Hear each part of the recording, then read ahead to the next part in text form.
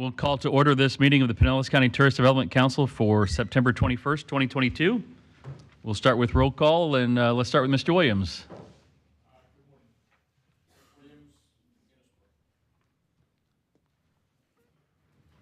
Good morning, Julie Ward-Bajolski, Mayor of the Great City of Dunedin.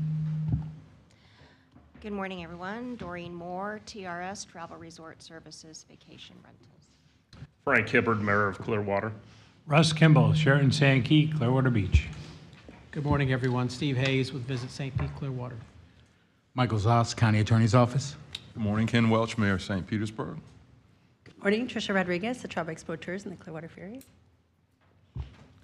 Morning, Phil Henderson, Starlight Cruises, South Pasadena, Madeira Beach, and Clearwater Beach. Good morning, everyone, and thank you all for being here. We appreciate your service on this council. A reminder to turn off your microphones when you're not speaking. We'll get that. We won't have that feedback.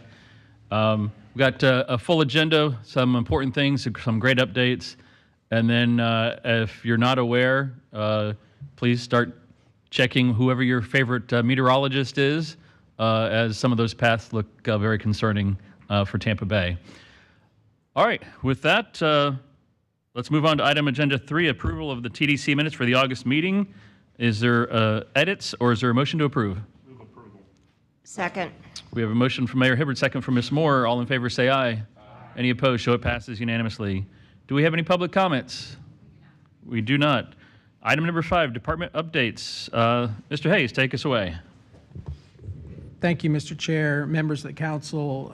This morning, we're going to have updates from several of the departments, especially as we finish up this year but start next year. And I think you all remember when we approved the budget back in April, when it came down to some of our marketing activities, we said we would come back in September with the more detail. Well, here's the September meeting, and we've got a lot of great things to share. On the first group that'll be presenting will be under public relations, and I know Mackenzie spoke last week, but last month. She, however, has brought along NJF to our meeting today. So she's going to talk a little bit about an event that she was just at, and then we'll hear from the folks at NJF, and then we'll move into BVK and then Miles, so you get a real picture of where we're heading in the next 6 months. So Mackenzie? Hi, everyone. Good morning. Thanks so much for having me back. So as Steve mentioned, I wanted to share a little bit about the Big Feastival. This was an activation we worked on with our Rooster PR and sales team, which is in the UK. The Big Feastival is a family-friendly music festival concept in the Cotswolds. It's at Alex James's farm. Alex James, for a little background, was in the 90s UK band Blur, for anyone that remembers that band. He chose to start a cheese farm in the Cotswolds after he ended being part of the band Blur. And so then years later, him and some renowned chefs in the UK decided to put together this family music festival that focused on food and culinary. So we had some connections with our relationships with a UK family publication, Family Traveler, to activate on site for a pretty low cost. So what we did was created a footprint in this area within the festival from the 25th through the 28th of August. And we had a consumer activation. We had a marquee decorated in VSPC branding with all of our new Let's Shine brand materials, and provided an opportunity for families to come inside our booth and decorate bucket hats and tote bags. This was the strategy we used to then have an opportunity to speak with the parents of the kids while they were coloring in and decorating, showing them the new Gulf to Bay magazine, sharing information about trip planning, and also highlighting the new nonstop flights from Virgin into Tampa Airport. So every day there was about 20,000 attendees. So throughout the weekend, we reached about 60,000 potential visitors. We had a trip giveaway that we worked with Virgin Atlantic on, which we received 700 entries. and 262 opt-ins. This is a pretty high figure when we compare it to other weekend activations. This doubled, if not tripled, what those entries typically are. So we were really thrilled with the outcome in that. Here are some of the achievements. So what we did was raise awareness. We spread the word about St. Pete Clearwater, and by me being able to be there, I provided that in-market, knowledgeable voice. And the Brits like an American accent. They can trust. They know I'm from there. And I can't tell you enough how amazing it was. We had so many families either planning their trip to Orlando, and we're like, we don't want to spend the whole 2 weeks in Orlando, and we were looking for something different. They took the Gulf to Bay magazine, and we all know it's a little bit big. Sometimes people don't want to carry that thick magazine around, but that was not the case with this group. I had one mom say, let's go back to our campsite and fold down the corners of everything that we like and want to do when we plan our trip there. So truly, it was just quite a remarkable experience to hear from so many people that either had visited here, maybe growing up, the parents, and wanted to bring their kids back, or had planned trips to Florida or had been aware of the Virgin flights but didn't know when they were starting. So really it was just a brand awareness opportunity. And what we did with those 262 email opt-ins is following the weekend, we emailed entries a unique holiday discount for the destination so that we can track any potential visitors that we met through the event there. We also had partnered with Family Traveler. We did trip giveaways where we had branded newsletters reaching 100,000, and also did some Instagram promotion throughout leading up to the event. So all in all, we were really happy with the results. Here are some of the setting up and some of the activation. It really was so remarkable to see throughout the whole weekend, people wearing our Let's Shine bucket hats, carrying our bags, just extending that brand awareness. We were really happy with the results there. And here's some more visuals of our trip giveaway and the competition graphics. Short and sweet. I know you guys have a lot to go over today, but I appreciate you guys letting me present this. I also did want to say that this is going to be my last TDC presenting for you. I am leaving VSPC. I have thoroughly enjoyed, I'm so emotional about it. I really have enjoyed representing this organization, and I hope that we can continue to work together. Obviously, I'm still a bit torn up about it, but I am joining I'm joining a local PR agency, Lou Hammond, so I do hope that we can continue to work together in some capacity, and I know Steve and I are working together to make sure my transition is super seamless. And after that, I want to introduce NJF, who is our New York-based agency. They've been our agency for over 10 years, but we do have a relatively new team. So we brought Maggie and Alexis down, VP and SAE on our account.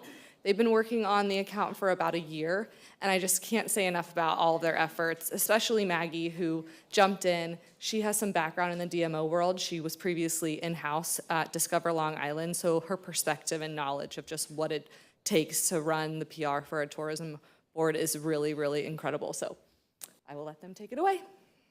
Thank you. Well, that is a very hard act to follow.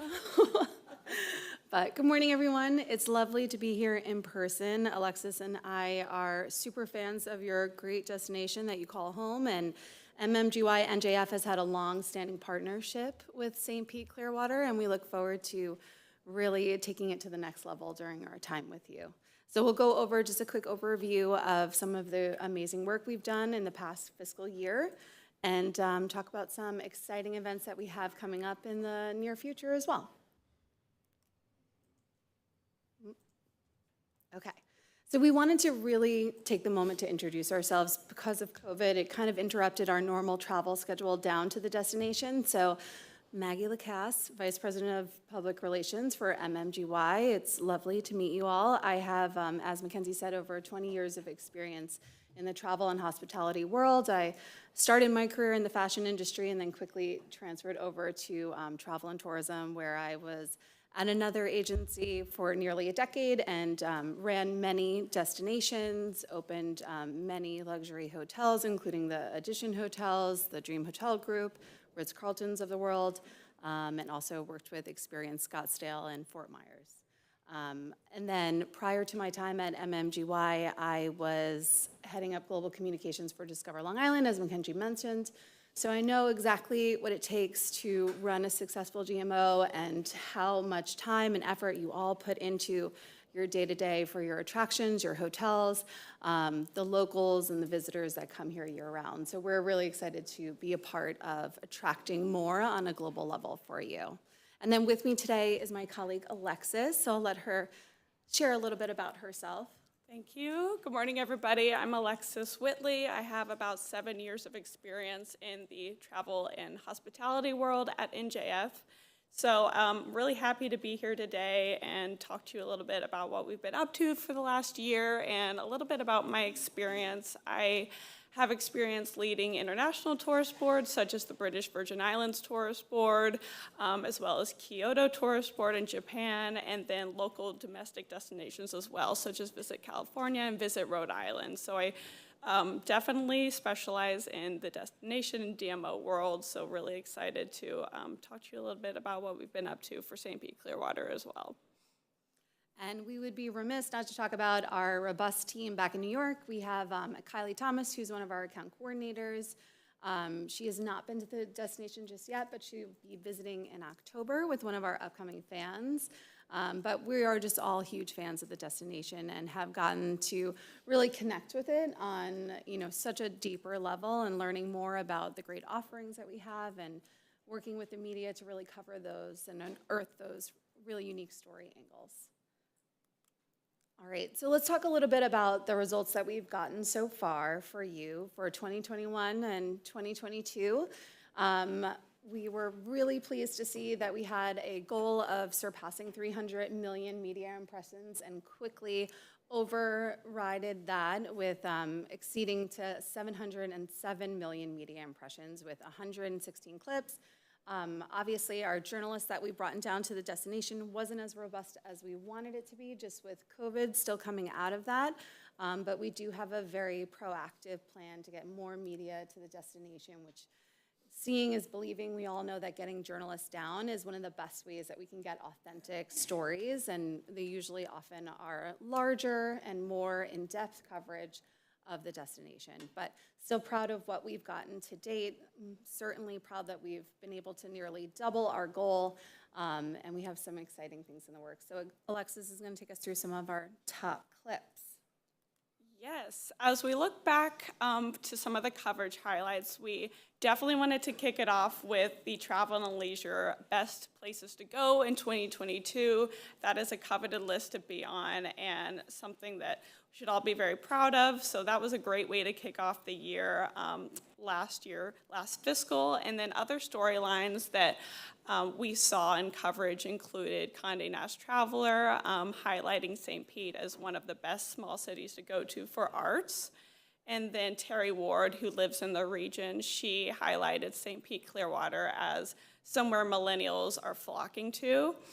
And one of our top tier publications that we always aim to be in, Southern Living, they leaned into that under the radar, hidden gem storyline that journalists love, highlighting Dunedin. Moving on, Clearwater also saw some love from Southern Living. Forbes focused highly on the arts and culture scene here, highlighting Museum of American Arts and Crafts movement. And then while Thrillist focused on some of the well-known beaches and notable beaches in the region, Molly O'Brien at Foders Travel honed in on some of the more under the radar and hidden beaches, such as Shell Keep Reserve. And some more great hits. You'll see here Ottawa Life magazine and Frommer's. These were multi-page features, really comprehensive coverage, and they were both resulted from press trips. So it really shows that, like Maggie said, seeing is believing, and it results in a lot of great coverage and partners included. And then Condé Nast Traveler included a few different beaches in the region in Dunedin and Clearwater, and that was a result of our relationship with Paul Rubio, a freelancer there. And then TripAdvisor as well, a lot of exposure there, and they honed in on some of the family-friendly activities there are to do here. And on top of some of the great stories and narratives, I wanted to also mention all of the great awards and accolades that we've seen. They continue to move the needle, and we were happy to see St. Pete Clearwater hotels, resorts, beaches, museums top some of the lists in Southern Living, Travel and Leisure, Condé Nast Traveler, and all of the great publications that you see up here. Excellent. So now we'll talk a little bit about the now, and we're not sure that if you all know, but we have a very famed romance novelist visiting our destination. I believe he'll be arriving this week and doing a little presentation on Saturday at the Dawn, but Nicholas Sparks is gearing up to launch his newest novel, Dreamland. And as we know, a lot of his novels become famed movies, and Dreamland is slated to be the next big things, with talks of Harry Styles taking the lead role, so it's going to bring a lot of attention to our great destination. Within the novel, he talks about the Dawn, which is actually a place that he frequents. I believe he visits there annually every year in the springtime, and so he also talks about going to the Dolly Museum, and he talks about going kayaking and just the great destination and environment that St. Pete Beach offers. So naturally, we wanted to partner up with Random House to really make this come to life. We brought it to the Dom team to just build this bookable package that customers can experience firsthand. And we're able to serve up with our partnerships tickets to the Dolly and get up and go kayaking experiences. We're doing a great integrated sweepstakes for the book launch, which will kick off this week, and already have seen just some amazing fruitful coverage. We had a large feature in Garden and Gun magazine, which was one of our top outlets that we wanted to get into. Fox 13 just did a wonderful segment highlighting the destination. So we'll continue to see a lot of that bigger coverage roll through. But a great example of a wonderful partnership and how we can leverage getting the destination to more of a national audience and keeping in time with what's happening in the now for different segments. And we also wanted to fill you in on an upcoming FAM trip. So this is a group trip that we partnered with Swoop on. They offer direct flights from Hamilton and Toronto directly into PIE Airport. So we are hosting actually 4 journalists, and you'll see here the caliber of publications in the Canadian market that we'll be reaching with this FAM trip. And on top of the traditional media in Toronto Sun and Travel and Style magazine, Jennifer in particular has a really large social following, so that's some added value to the trip. And she'll also be doing a broadcast segment on site here for CHCH TV, which is a local broadcast station in Toronto. So we'll see a lot of results from hosting this group in destination, and it's really the prime time to engage with the Canadian audiences and travelers as they start to book their winter escape from Canada and look into potential destinations for the next year.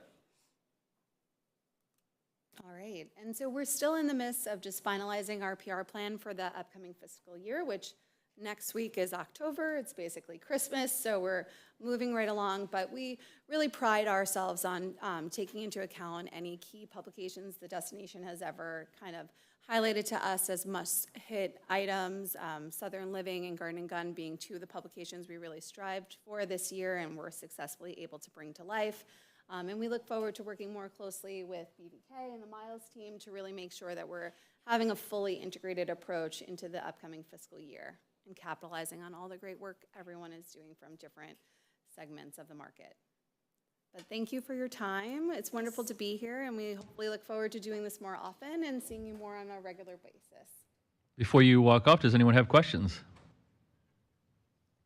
Yes, sir. Thank you, Mr. Chairman. Thanks for your update. Can you tell us more about what's happening as we look to the last quarter of this year and the first half of next year? Of course. So those 2 particular initiatives that we touched on, Sparks and Swoop, will take us through the last quarter of the year, along with some dedicated pitching efforts that will lean into, holiday travel and, Black Friday deals, travel-centric, where to go for 2023. We're already in touch with a few editors who are starting to make those moves for the January timeframe.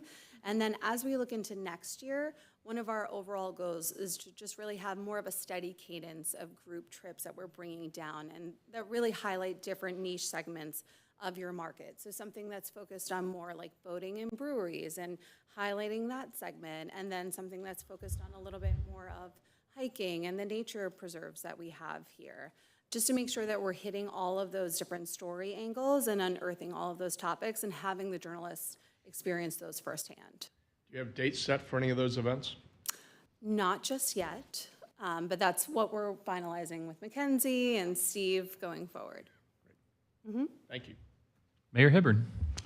Not for these ladies, but on this subject, do we do exit interviews to find out why people are leaving? Yes, we do. Okay. Just want to make sure of that. You know, I'm concerned a little bit about turnover. Further questions? How long is, and I apologize for not knowing this, NGF, how long is our contract, how long have you been working with our CVB? I believe we've been working together for 12 years Okay. total, and we are in the middle of a 5-year contract right now. Okay. All right. Very good. Before we end, Mike, I just wanted to say, and to everybody here, I know I've presented the last 2 months, but if you have any story ideas, if there's anything, I know you, Mr. Mayor Hibbard, you have some comments last month. If you are ever aware of something that you think is really interesting, please don't hesitate to reach out to us. We can dig into that a little bit further, but you know your backyard even better than we do. So please don't hesitate. We are always eager for more story ideas, even if it's just a new restaurant in an area. So on that vein, obviously, we're looking forward to Imagine Clearwater opening, which we anticipate in June. At what point should we be preparing for those stories? Now, yes. Long lead stories, I would say like 6 to 7 months. Sorry, 6 to 7 months is usually the lead time we need for anything in print, and then short lead publications, they usually cover with 3 to 4 weeks in advance. But yeah, would love to have any information as soon as you have it.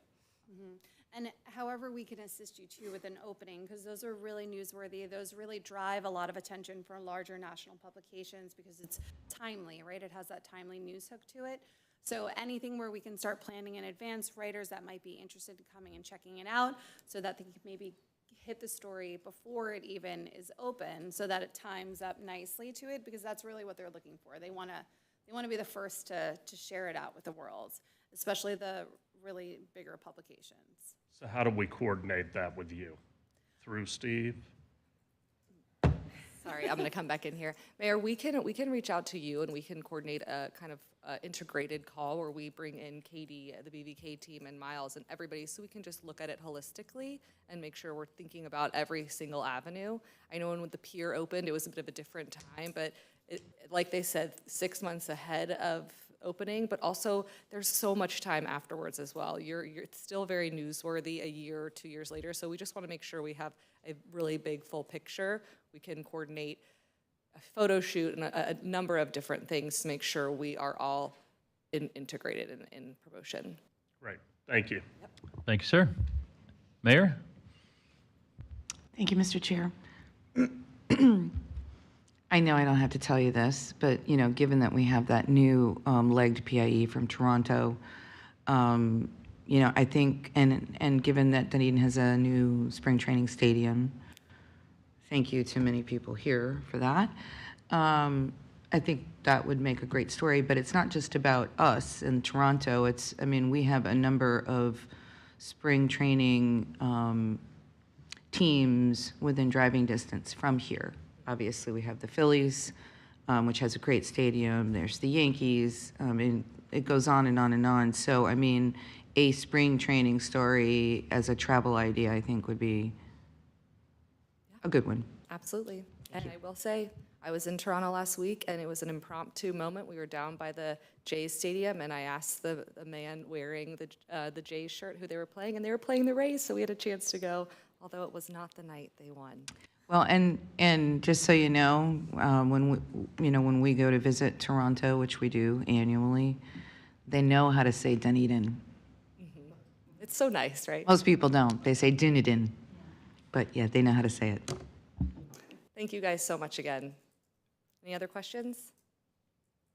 Thank you very much. And Mackenzie, we wish you all the best in your next endeavor. We appreciate your service. Thanks so much.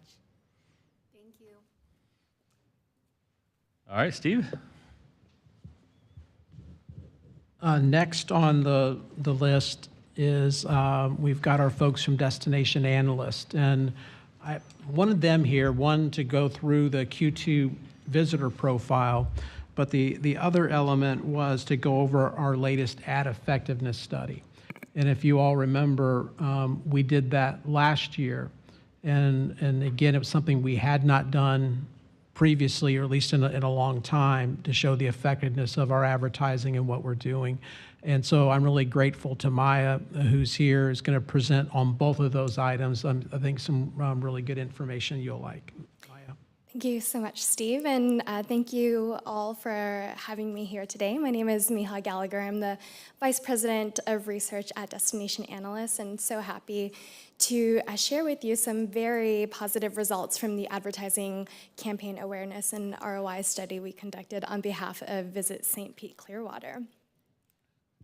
So the overarching goal of this study was to understand and evaluate the campaign's reach and impact, while also quantifying the return on investment for this latest advertising campaign.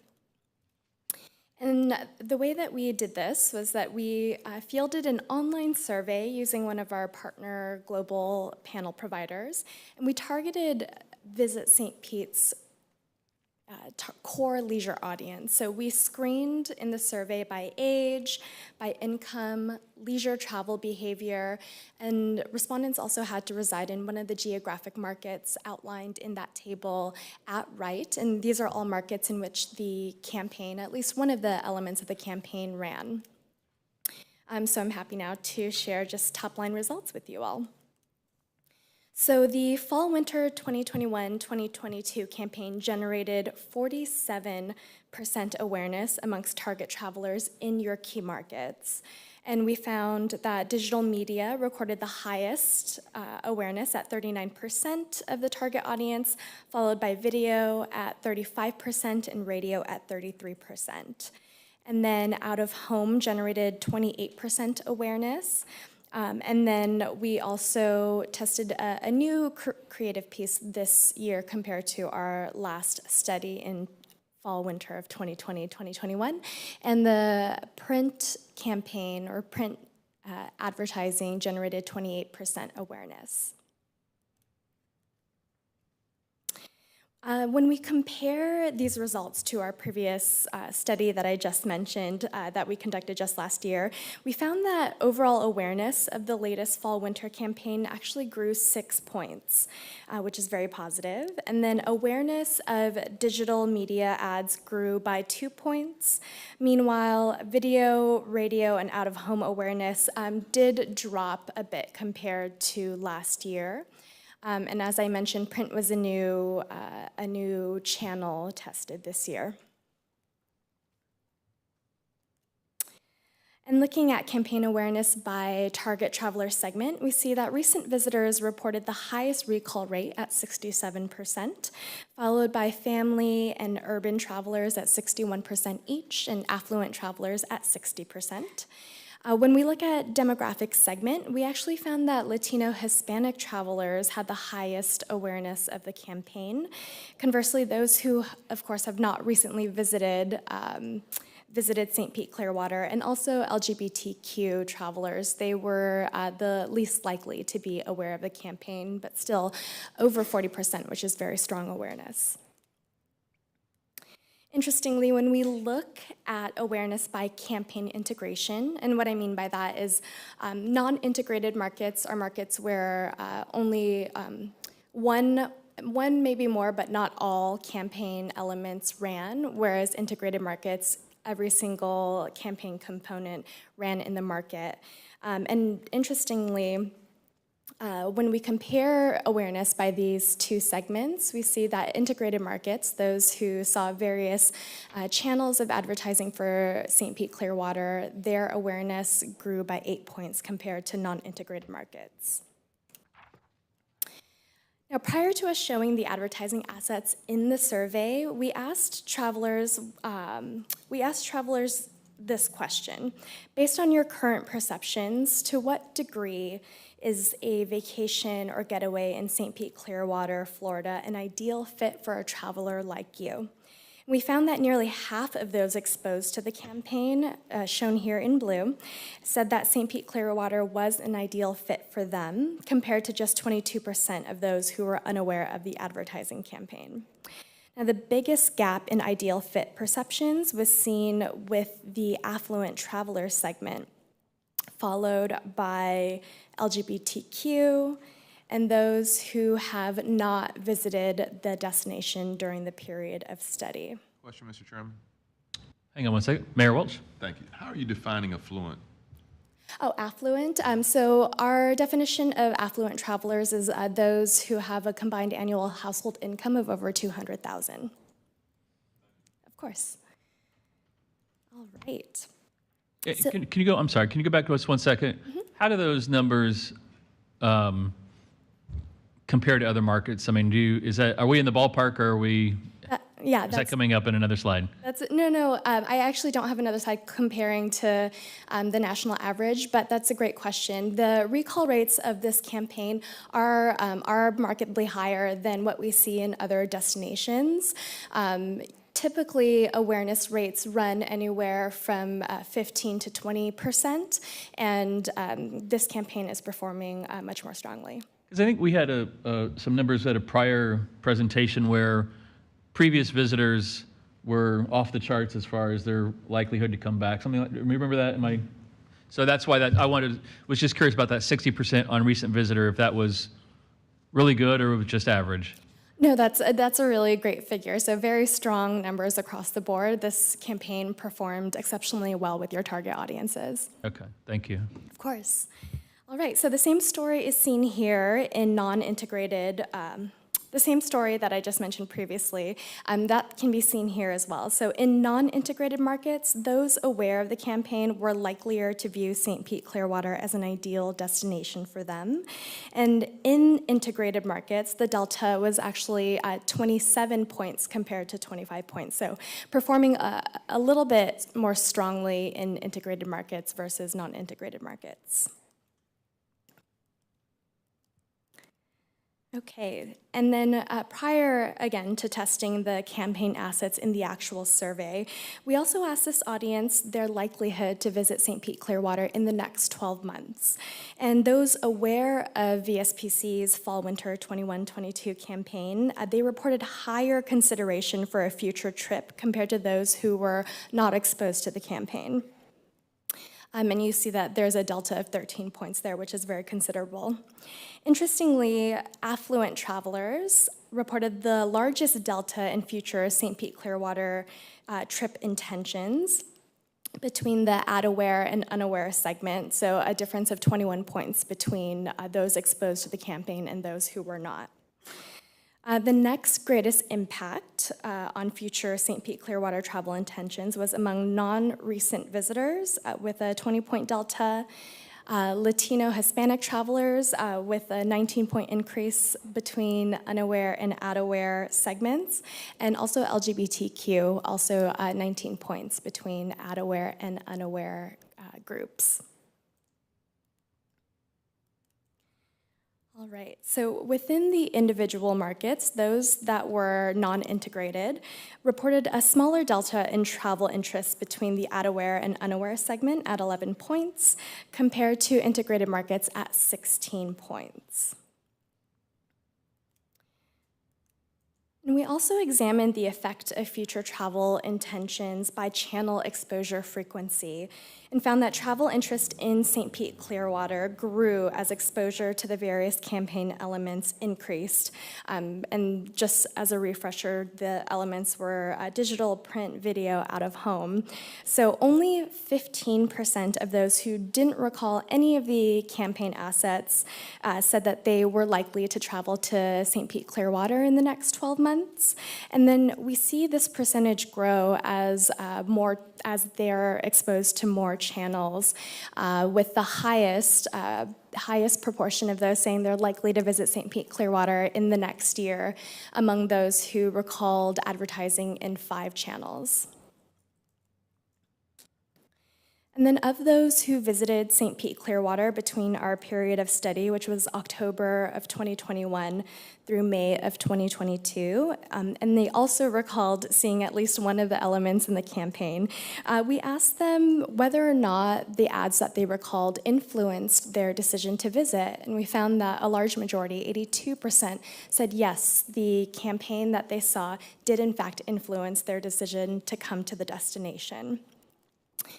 Now, another question we ask in the survey to ensure that we are only accounting for those who were actually influenced by the campaign, we asked them at what point in the decision-making process were they exposed to the ads. We found that 62% had already made the decision to visit St. Pete when they saw the ads, so they're not considered, they're not attributed to the ROI of this campaign, but 38% were at a point of influence. So they were either interested in visiting St. Pete but had not made travel plans yet, or they were just considering the destination for a trip, or they had no travel plans yet when they first saw the ads. All right, so as a part of this study, we also did a spending analysis on recent visitors, both who were aware of the campaign and those who were not aware.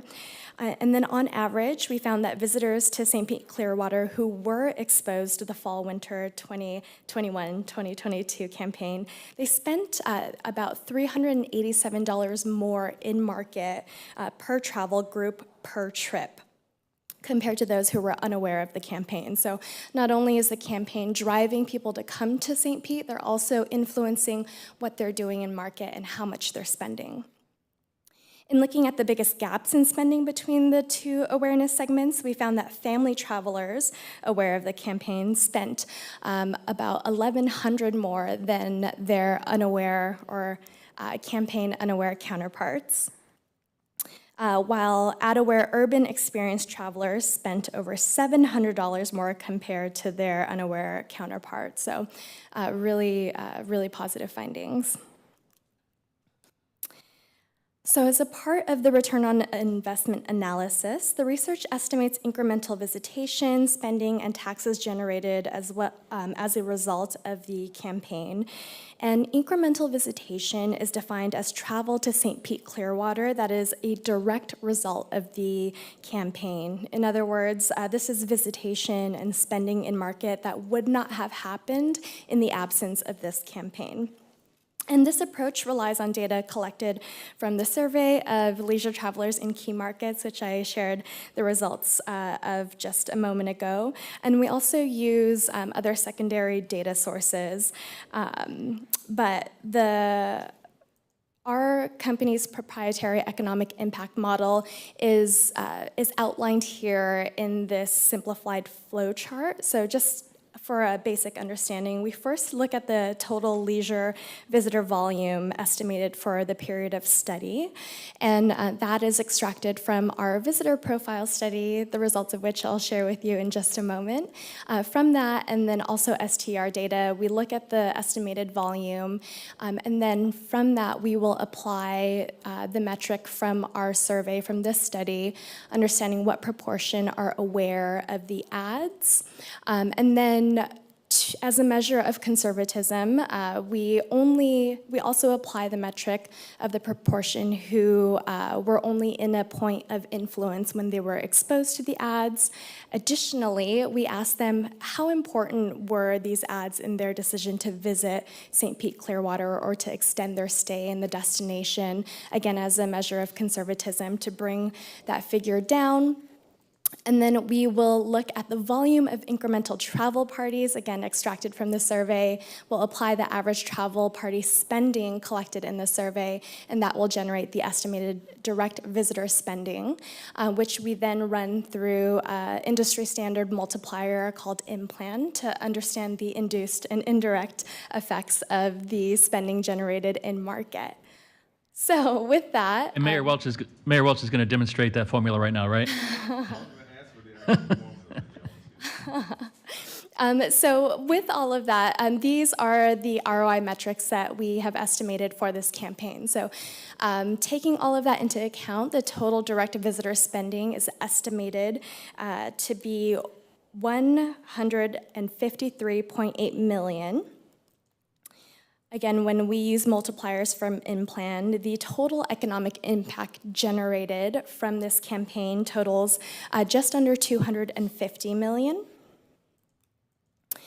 And when we, given the paid media spend of, let's see, $6,934,000, and including the multipliers for indirect and induced effects, the estimated return on investment for St. Pete Clearwater's fall/winter 2021-2022 campaign was nearly 36 to 1. That is, for every dollar spent on the advertising campaign, approximately $36 was returned to the local economy.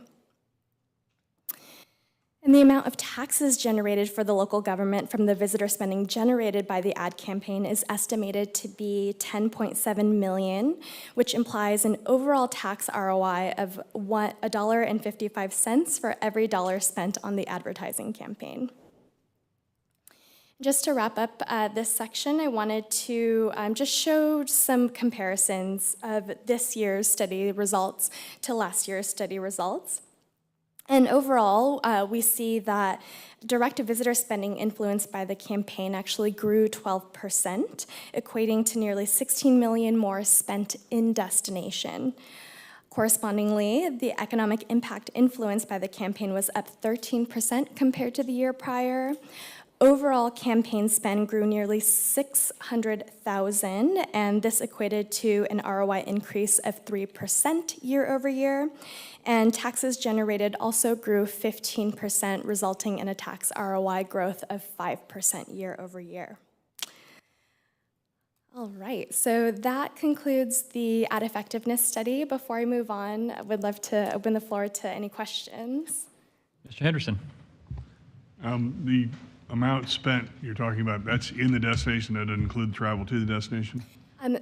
That includes spending within the destination, not spending, not any spending or spent to travel here. So flights, gas spent to drive in, that's not included in the direct visitor spend, just what happens in market.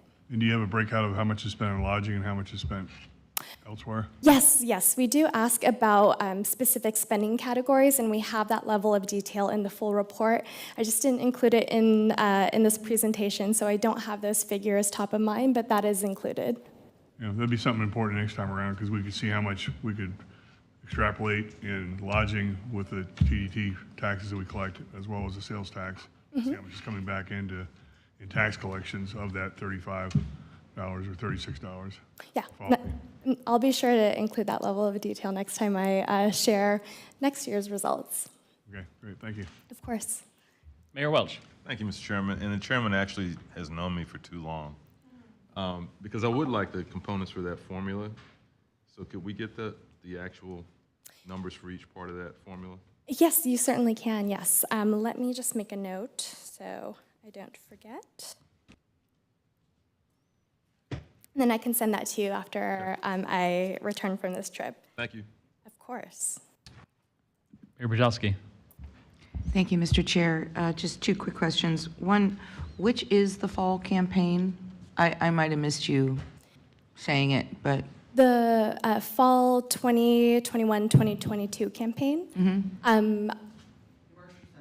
Immerse Your Senses. Thank you, because I wasn't sure that you actually said that, so I was trying to remember, because we're looking at things for the future, and okay, so immerse your senses.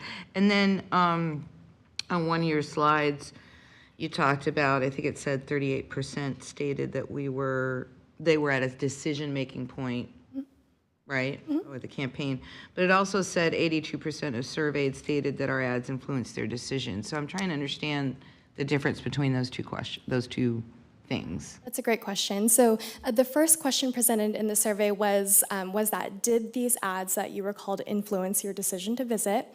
And that was the 82%. We then ask a follow-up question because in a typical consumer's mind, they may just think that the ads have influenced them, but just to double check, we ask that follow-up question about what point in the travel planning process they were actually exposed to the ads so that we can eliminate anybody who were exposed when they already made the decision to visit. So the important number is the 38%. Exactly. Okay, thank you. Further questions? All right. All right. Thank you, Ms. Gallagher.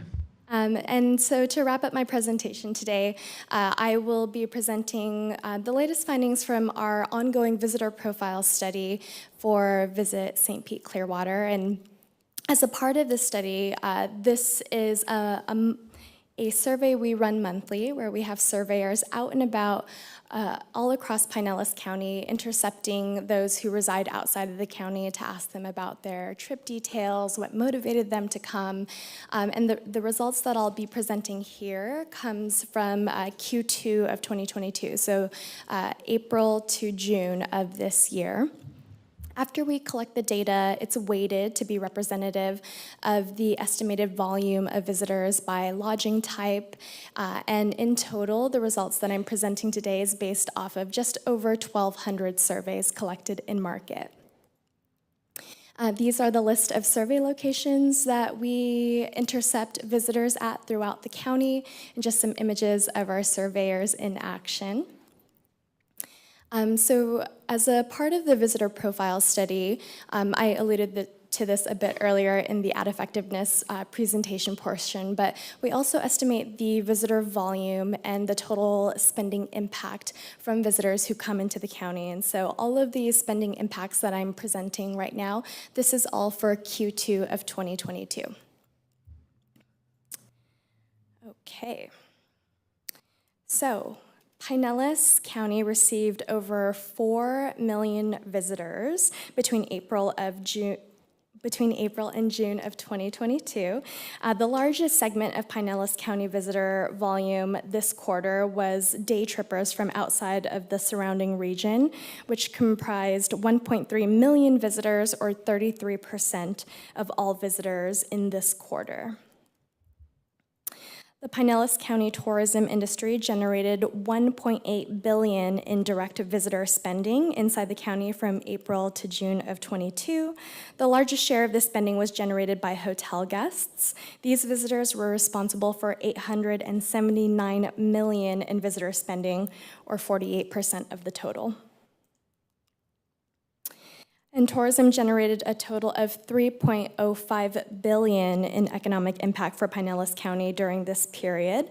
The total economic impact is comprised of direct visitor spending as well as indirect and induced effects. And Pinellas County's tourism industry generated $116.8 million in tax revenues for governmental entities in this time period. Taxes directly generated by the visitor industry include revenues from the transient occupancy tax, sales tax, and property taxes paid on lodging facilities. And just comparing Q2 of 22 to 2021, we see that volume has remained consistent. It is up slightly, about 2.8%, while economic impact has increased significantly, and that's up 22.3%. Comparing to pre-pandemic 2019, we see that volume has not quite fully recovered, so it's still down about 4.8%, and hotel room nights are also down about the same percentage, about 4%. However, economic impact is actually up, and due in part to inflation and rising costs, but that is up 24.8%, and taxes generated are up 29.4%.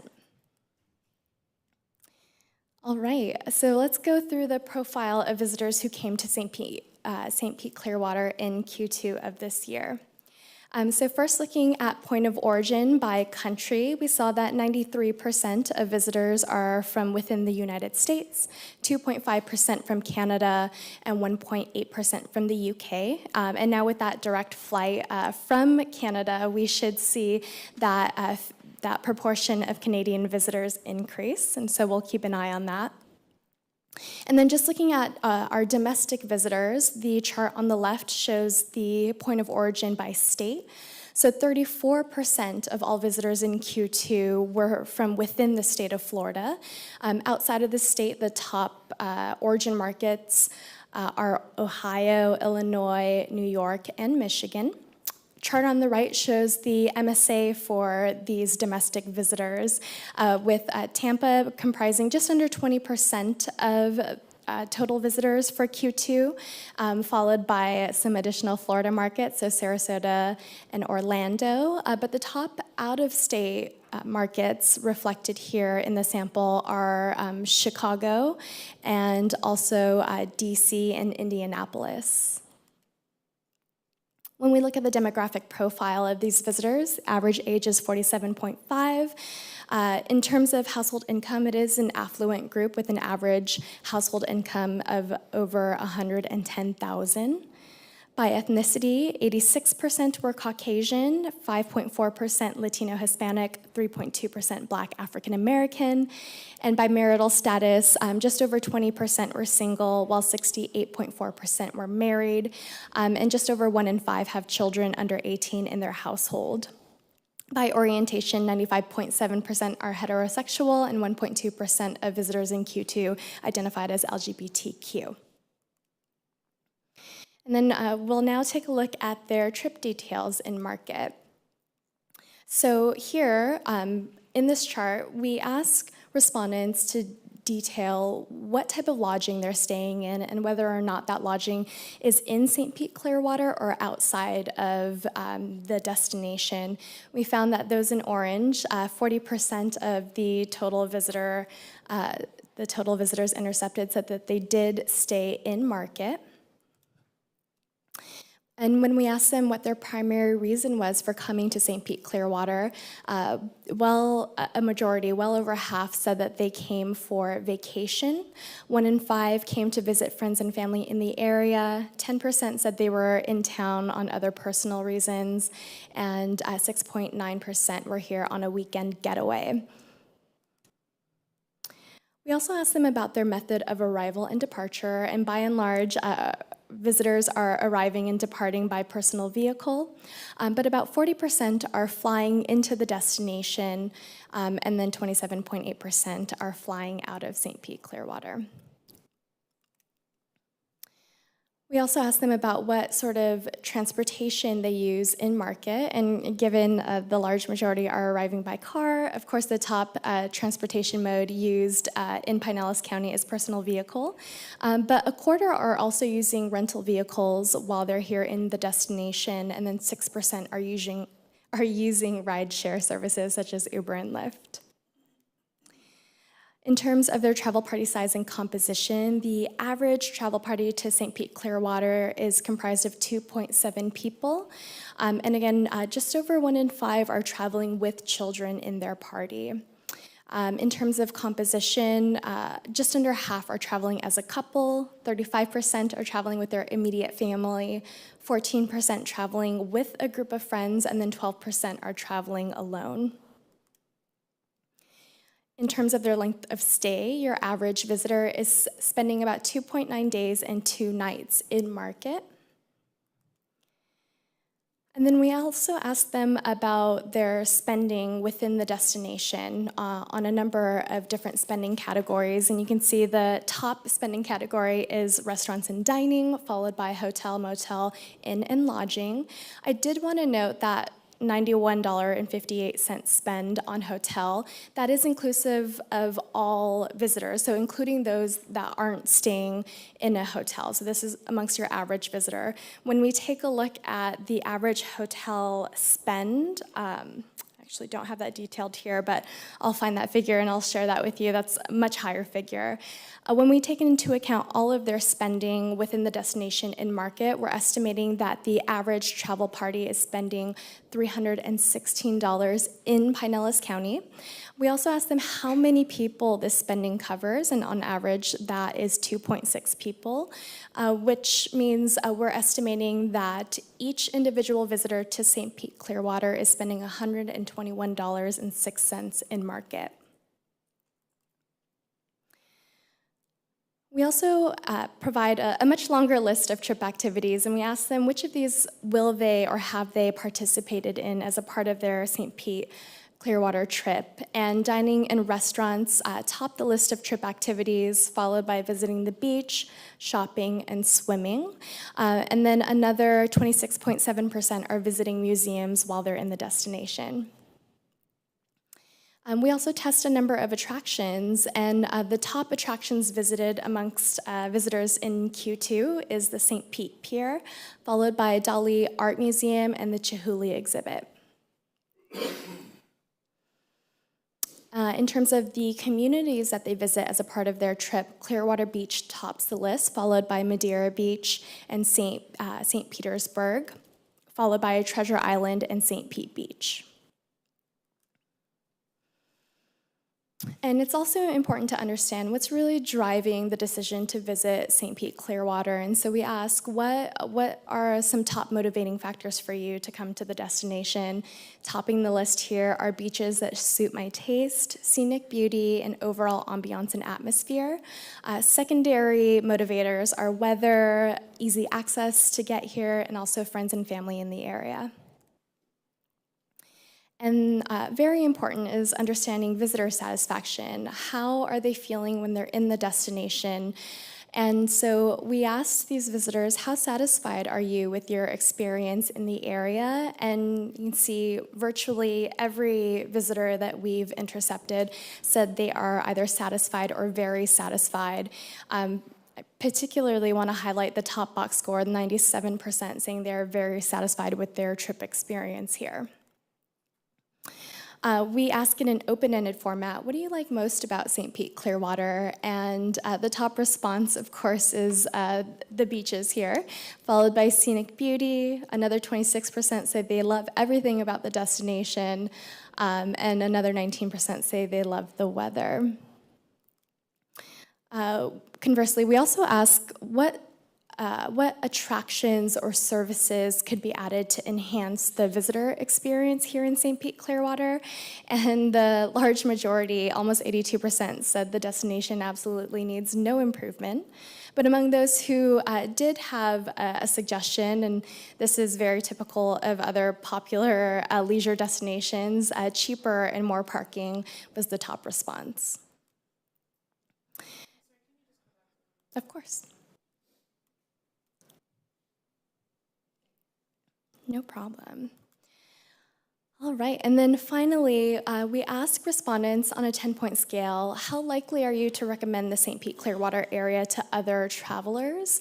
You can see the average Net Promoter Score here is 9.9 out of 10, which is excellent. And then subsequently, we ask them how likely they are to return to the destination on a 10-point scale, with 10 being I'm certain to return.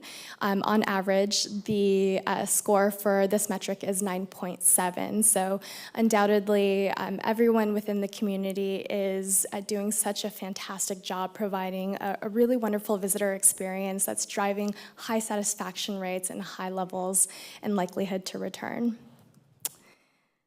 And that is all I have for you on the visitor profile front. Are there any questions? Mayor? Hi. Can you go back, and I'm sorry, it's a couple slides ago on the, the day tripper information, like versus people coming from Out of town? Yes, I think that's in the beginning. I'm just trying to dissect that a little bit. Sure.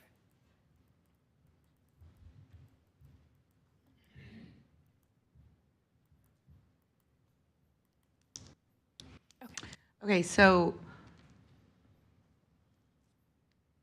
What's MSA stand for? Metropolitan Statistical Area, so just a grouping. So is that saying that our day trippers are essentially coming from, either Tampa and Sarasota, Bradenton area? Those are the top two? So this isn't only detailing day trippers, this is just the domestic visitors and where their point of origin is. I'd have to look into the data to see what this fallout is amongst just day trip visitors, but this is reflective of all visitors. Okay, but so 34%, would you assume that most of those are day trippers? Not necessarily. 34% of visitors in Q2 were from within the state of Florida, but I'm sure a considerable proportion of that, especially those who are traveling from further outside of the region, may be staying overnight. I'll have to take a look to see, again, what this fallout is amongst day versus overnight visitors, and I can get that to you. Well, and maybe you can go back to where it said people using how they got here, Method of arrival and departure? Yeah, method of arrival. Yes, we have that here. So, yeah, 60% are arriving by personal vehicle. That could be an indication of day trip visitation, but I'd say a proportion of those arriving by car would be staying overnight as well in the destination. I'm sorry, so I guess it doesn't matter whether it's arrival and departure, so go back. So 60%, I'm sorry, you gotta go back. To the markets? No, the arrival. I was trying to write it down. Oh, sorry about that. There you go. And then the rental cars, so, okay, let's see, 10%. All right, then the other question is so 60% at least are coming by a car of some kind. All right, and then the vehicle used when they get here? Yeah, transportation used in market. So 67% are using a personal vehicle, and then 25% using a rental vehicle in market. So are we saying that when people come here, 93.4% are using a car? Yes, the large majority are using a car to get around. So 90%, 93% of 4 million people used a car when they got here? Of visitors who came in market. Yeah. I just want to point that out. Thank you. Mr. Anderson. She asked a lot of questions about day trippers versus overnight. It'd be really important in my mind, and I think to the board, since we're trying to drive people from out of market for overnight visitation. I mean, if you get somebody coming over from Tampa, they're going to come. Whether we advertise or not, they want to go to the beach, they're going to come here if they don't go to Benti Baby or something. So that statistic pulled out of that to show us just overnight visitors and what they're doing would be very important for us to see. When you mix in the day trippers and you can't say exactly, well, how many, they're in there somewhere and we don't know what percentage there is. I think I'm more concerned about seeing what overnight visitors are and the average length of stay. When you say the average stay is 2.9, but there's a day tripper in there, how many are there? And what's the average stay of those that are staying overnight? It's a lot bigger. Yeah, that's a great point. And that level of detail is in the full report. But the next time that I come to present that, I'll make sure to pull out or segment those two audiences so that we can get a better picture of your overnight visitor, what they're doing, and how long they're staying in market. All right. Thank you. Of course. You had a question, or you had a slide up there that had segmentation that talked about why did you come to the St. Pete Clearwater area. Can you pull that back up? Of course.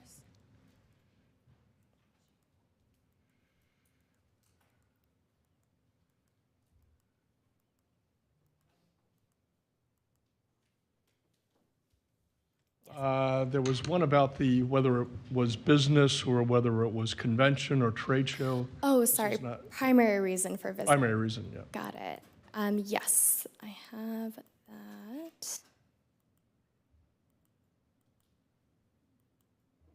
There you go. Yep. Yeah, 1.8% of the visitors that we intercepted were in town on business. Do you know how this compares to previous years and pre-pandemic levels? I know it doesn't reflect here, but do you have that data? We do have that data. We've been doing this visitor profile for St. Pete Clearwater for a number of years, so I'd be able to pull that for 2019 to see how that compares. I just don't have that in front of me, I'm sorry. But I certainly can do that, and I can share with you all after this meeting. Yeah, thank you. Of course. Further questions? All right, thank you all. Thank you very much. All right, Steve. And thank you for running through both of those reports. I mean, I think they're so enlightening, not only from the ad effectiveness, but also then the profile of that visitor. I did want to note that in the documents that Liz sent out was the full report for the Q2 profile. So there's going to be additional information in there that was not shown during the presentation. And again, the folks from Destination Analyst have been fabulous to work with in getting us additional information and breaking things down. One note I wanted to make, and this goes back to the ad effectiveness study, and I think one of the things that I took away from it this time was how important integration was, and how that, you know, going and doing one thing in one market may be effective, but it's not nearly effective if we go and do 4 or 5 different things. And so one of the things, you know, that really have tried over the last couple of years to do is how do we integrate not only what NJF is doing when it comes to the PR side of things, but then integrate that with what BVK is doing, with what Miles is doing, because when you put everything together, that awareness level goes up, which then has a greater impact for us at all. So again, you know, some great data there, and the PowerPoint presentation on this we'll have available up on the website. You can go through and download that. So at this time, I'd like to introduce Katie Bridges, and also we'll bring up the BVK team to talk about our marketing strategy and plan going forward for the next 6 months.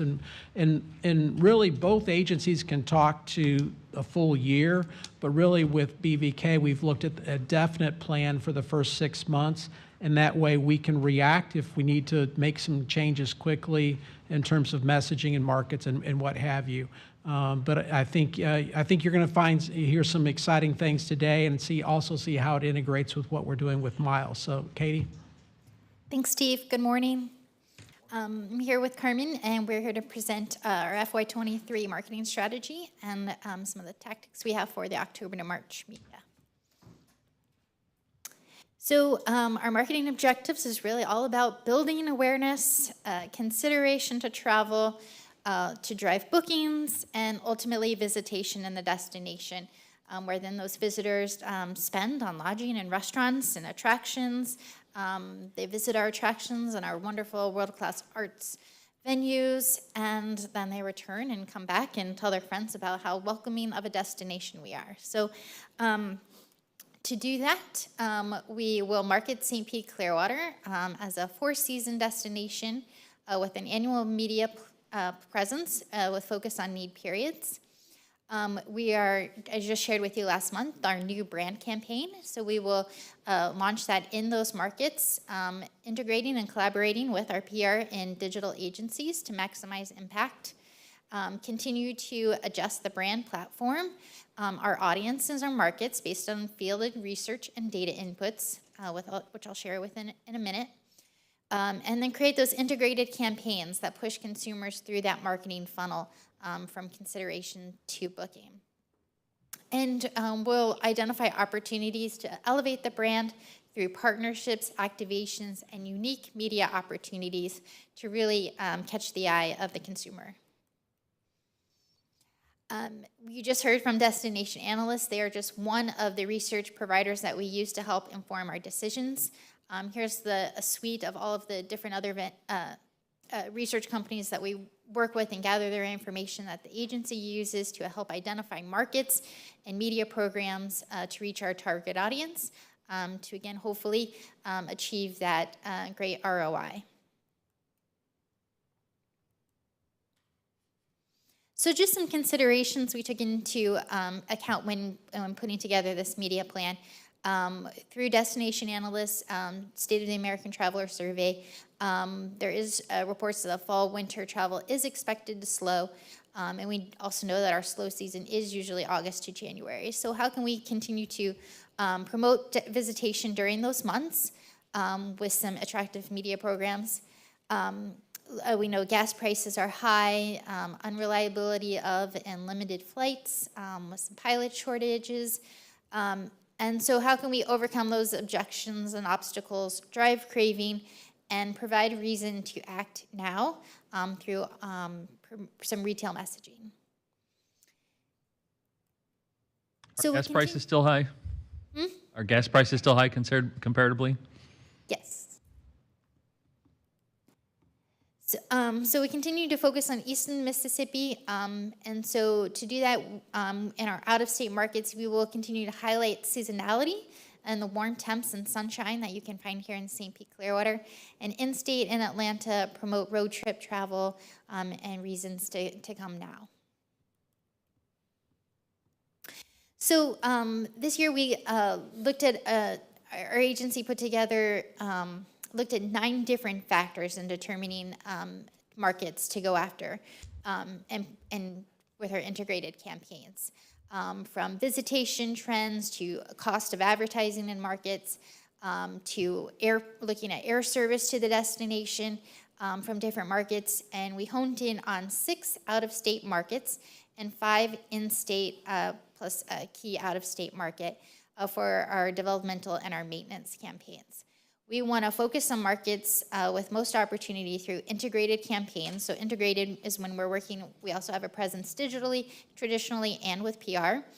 And so our developmental markets show great growth opportunity. There may be some less awareness and familiarization with the destination and low repeat visitation that we hope to drive. Maintenance markets are in-state, so they are higher awareness and familiarization with our destination. They are high repeat visitation. We want to continue to stay top of mind in those markets and showcase all the destination has to offer.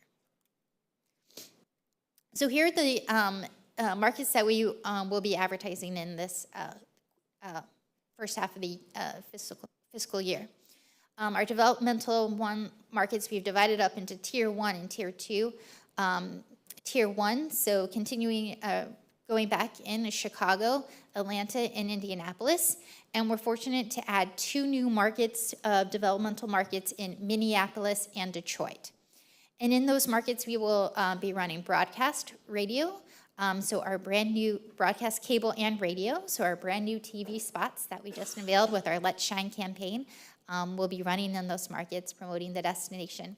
We also have some attractive out-of-home advertising, some key print publications, and then some promotions and activations in those markets. Katie, can I ask you a question? Yes. Can you define out-of-home? Yes, so out-of-home is what we consider our digital billboards. Anything that's basically not print. So digital billboards, buses, trains, a lot of commuter messaging that you would see.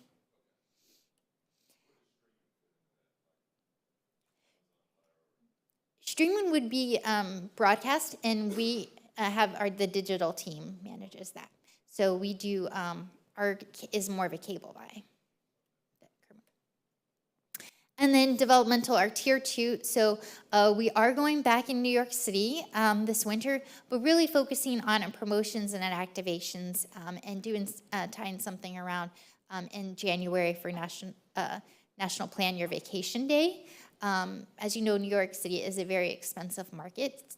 So really, how can we maximize our visibility in there? And that's really through some really cool activations and promotions we have.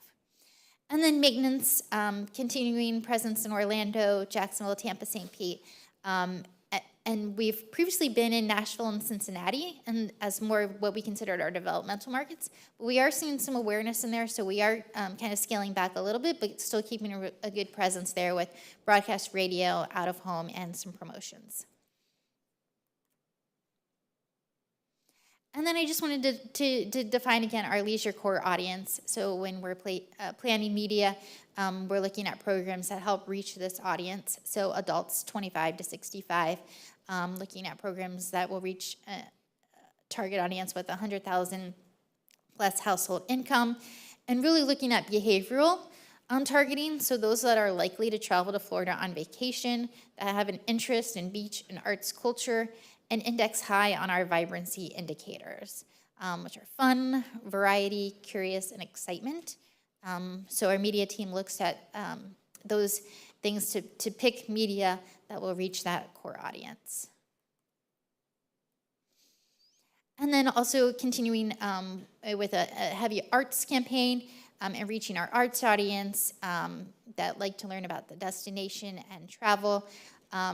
They are heavy travel lifestyle magazine readers, so planning media to reach them through those methods. And we know that they align with our persona. So when we look at our target audience, we look at kind of the media consumption habits of them to understand what is the best ways to reach them.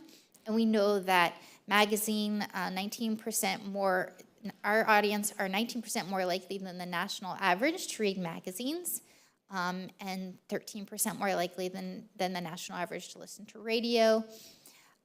Television average consumption, which is common with affluent audience, but they do like specific cable shows, and that's why when we're doing our buy, we're looking at behavioral targeting and picking shows that they are interested in. And same thing with out-of-home, the more likely the national average to be influenced by out-of-home, social media, and internet. So as you know, awareness and inspiration, we really want to keep St. Pete Clearwater top of mind, and so those are those, large programs with the large TV, print, out-of-home buys, and then we have digital influencers, social, and then seasonal campaigns, so driving some retail promotions to encourage travel now. And then from the digital side, we always have those always-on conversion tactics. So now I'm going to turn it over to Carmen to really share the fun stuff of all of the different media that we have planned for October to March. So I'm really excited that we had these great numbers from the research that Miha just presented. But I'm looking at them saying, how are we going to top these two? Because they're really strong. So we have a nice challenge in front of us as we move forward into this year. So I'm going to start with broadcast. We've got a couple of new elements in broadcast this year, Katie kind of alluded to. We're going to be approaching television doing linear cable, and this is going to be targeted through your behavior habits on your phone, digital, and so forth, and be served an ad based on your behaviors. For example, in this situation, Steve, Katie, and I could be watching the same television show, but when the commercials are served, Steve gets one about Visit Florida, Katie gets one about Home Depot because she's doing a lot of home repair, and I need a car, so I get served an ad by Ford. Interestingly enough, this is what I do for a living, right? But it took me back. I was searching on my phone one day for some Lou Casey boots, and then I'm sitting watching television a few days later, and an ad comes up about boots. And I was like, oh, you got me. So it really is effective. It's not just targeting on the program, but it's targeting on the actual individual and their likes and so forth. So we're going to be doing a program with Visit Florida. We're going to be co-oping into that program, and that'll be covering a lot of the east of the Mississippi markets as well as some into Texas. And then we'll be supplementing that with our own buy with another little element that's an overlay with TV Squared. And what that will allow us to do is not just look at the effectiveness through what we do with destination analysts, but will actually allow us to pixel our website and look at what kind of traffic we're actually driving to the site. We're going to continue with radio. Radio is great as a reason to act now. It gives us a lot of opportunity to have extensions that are promotional. So we're going to continue doing that on high indexing stations and formats that we've been using, like NPR, our Latin stations, as well as urban contemporary. And we're going to extend those with, like I said, a lot of different other promotions that allow us to maximize that buy. Out of home, Billboards, as you saw, performed very, very well in our awareness. But we're going to continue to improve on that. We're going to look at a way to hyper-target our billboards. Again, this is going to be similar to what we just talked about with television, and it's going to be individually targeting the person versus just a broader location. So these will be bought programmatically, very similar to digital. We're going to be going into gas station television, and we'll be doing this in our cold winter markets. So as people are standing there in their coat and it's cold, they're going to see a nice, lovely, warm weathered message. With the as many people that are now driving electric vehicles, we're going to be on EV charging stations. These are lovely because not only does the user that's actually charging their car get to see the ad, but most of these stations have a pretty nice sized screen where others can see it as well. So we'll be doing that again in our cool weathered markets. We're going to be doing something new here with movie theaters. I know movie theaters overall have really taken a hit during COVID, but they are coming back, and especially during the winter months. We will not be doing this in Florida. We will be doing this again in our developmental markets where it is cold and people are looking for an opportunity to go in, and we're going to be doing it in Q4 when there are nice releases such as Avatar, Puss in Boots, and a number of really nice titles that should be driving a lot of traffic into movie theaters. This will allow us also to be in the lobbies. So we will be not only have a spot that runs as the last spot before the trailers begin, but we'll also be able to be in the lobby. So it'll, again, give us a way to touch that consumer in a couple of different ways. Sure. Why is Atlanta excluded? Because it's not really as cold in Atlanta. And we're going mainly where people are really cold and they're going in around Christmas time to go into the movies.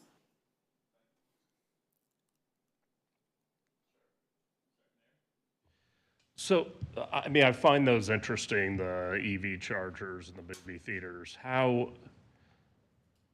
That's very segmented. So how do you determine what movie theater to go in? I mean, if you're in Columbus, Ohio, Sure. What movie theater do you go in? And then how are you measuring the success of those ads? Sure, great questions. We target movie theaters and gas stations and EV chargers the same way we would with a lot of our other traditional vehicles, which is by looking at the zip codes. So we know who our consumers are.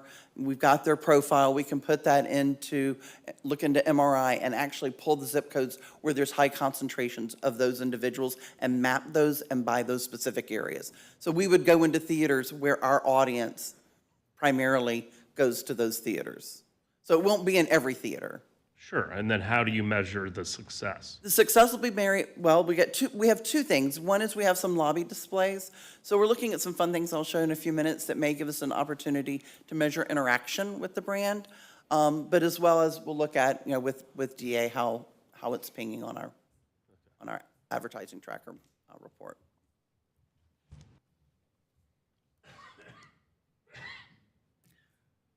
Print media, again, it indexes very well with our audiences. We're going to bring back some of our oldie but goodies, Garden and Gun, Afar, and T Magazine, as well as the Visit Florida magazine, where we will have a co-op spread with some of our partners included into that. We're also bringing in Condé Nast and Bon Appetit this year through a partnership with Visit Florida, and those are national and regional. You saw through the information that Katie presented that city magazines and lifestyle magazines perform very well with not only our arts audience, but with our general consumers. So we are going to continue in Chicago, Atlanta, Orlando, and Indianapolis, but introduce Minneapolis and Detroit city publications as well. And in these, I think you may recall from our previous presentation last month, that in these publications, since they do index so well for arts as well as our general visitor, we alternate our messaging in those to cover both messages. We'll be introducing Playbill in Chicago. We did that in Atlanta this year, as well as continuing in Arts in America and City and Shore specifically for our arts and culture messaging.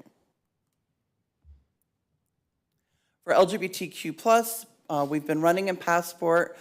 Great publication, has nice national coverage to the audience, but we're also going to be bringing in Lavender. Lavender is mainly in Minneapolis. It does extend beyond it. It is a highly regarded publication, and the beautiful thing with Lavender is we've been able to get us a cover feature for December in their What to Do issue. For our Black audience, we'll be continuing into rolling out in Chicago and Atlanta, and also looking at extensions to working with them.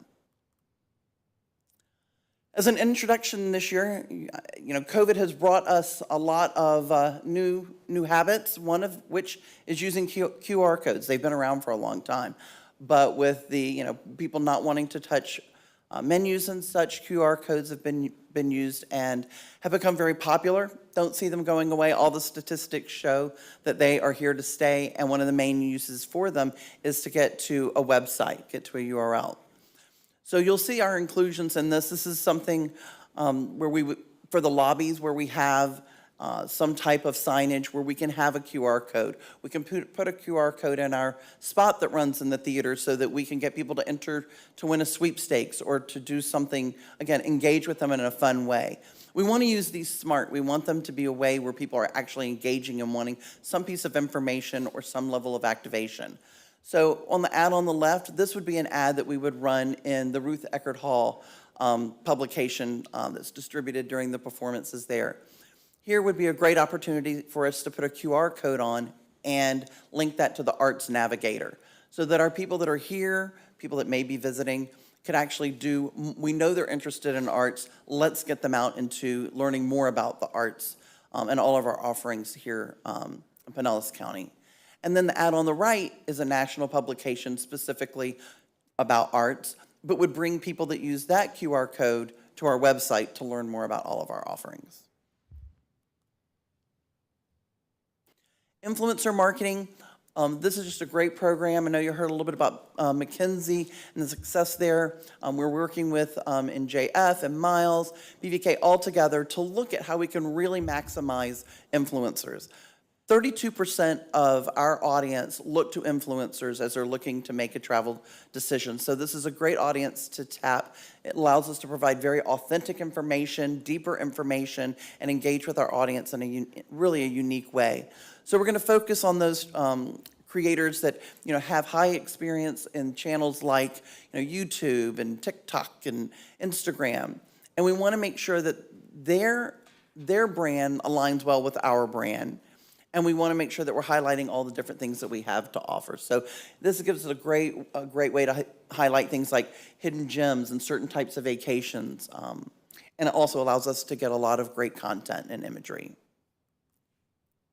And the last is activations. We will be teeing up some activations for the winter, one of which is we're looking at New York City to do an experiential activation there. We will be attending the National Travel Show that's in New York at the end of January, and it nicely aligns with the National Plan Your Vacation Day. So we're looking at some ways to generate some media buzz, looking at sharing on social, and really doing some fun engagements during that time in New York. And that's it. Further questions? All right. Thank you very much. Thank you. Yeah, if I might add on some of the recommendations that they've come up with when they made the presentation to us, I had to go back in my mind and said, remember who we're trying to reach. Because like with the movie theaters, I'm thinking, God, when was the last time I was even at a movie theater? But then I talked to my relatives up north, and they, when it gets up to a certain temperature, that's like, it's either that or bowling. They're looking for something to get, go inside. And so when these colder weather destinations, when, in the middle of winter, when it is, not really nice, what a different way to reach them in a way that probably they're not used to reaching. I did like some of the outlets, especially like on the TV, that where now with technology, you're able to get served a different ad based on who's watching. And so again, that technology, as scary as it is, allows us to be very, very targeted. And the great part is that we can go back and measure the effectiveness of all this. and say, you know what, is that worth continuing going forward, or is that something we need to pull back on? So, again, I think some great ways to reach up into our northern markets, both not only in our development markets, but also our maintenance markets as well. And again, BVK is just the first part of that. The second part is I'd like to have Eddie Kirsch come up with our partners from Miles Partnership to talk about on the digital side what we're going to be doing.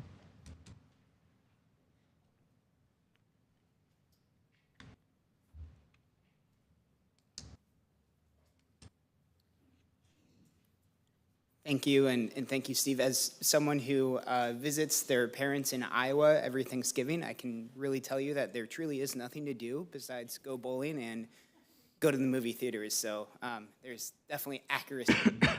And I think we got the short end of the stick because there was so many amazing presentations before us, but we're going to try to do our best to match those. When you think about digital marketing, probably the image that comes to mind is maybe some ads on websites, maybe some social media.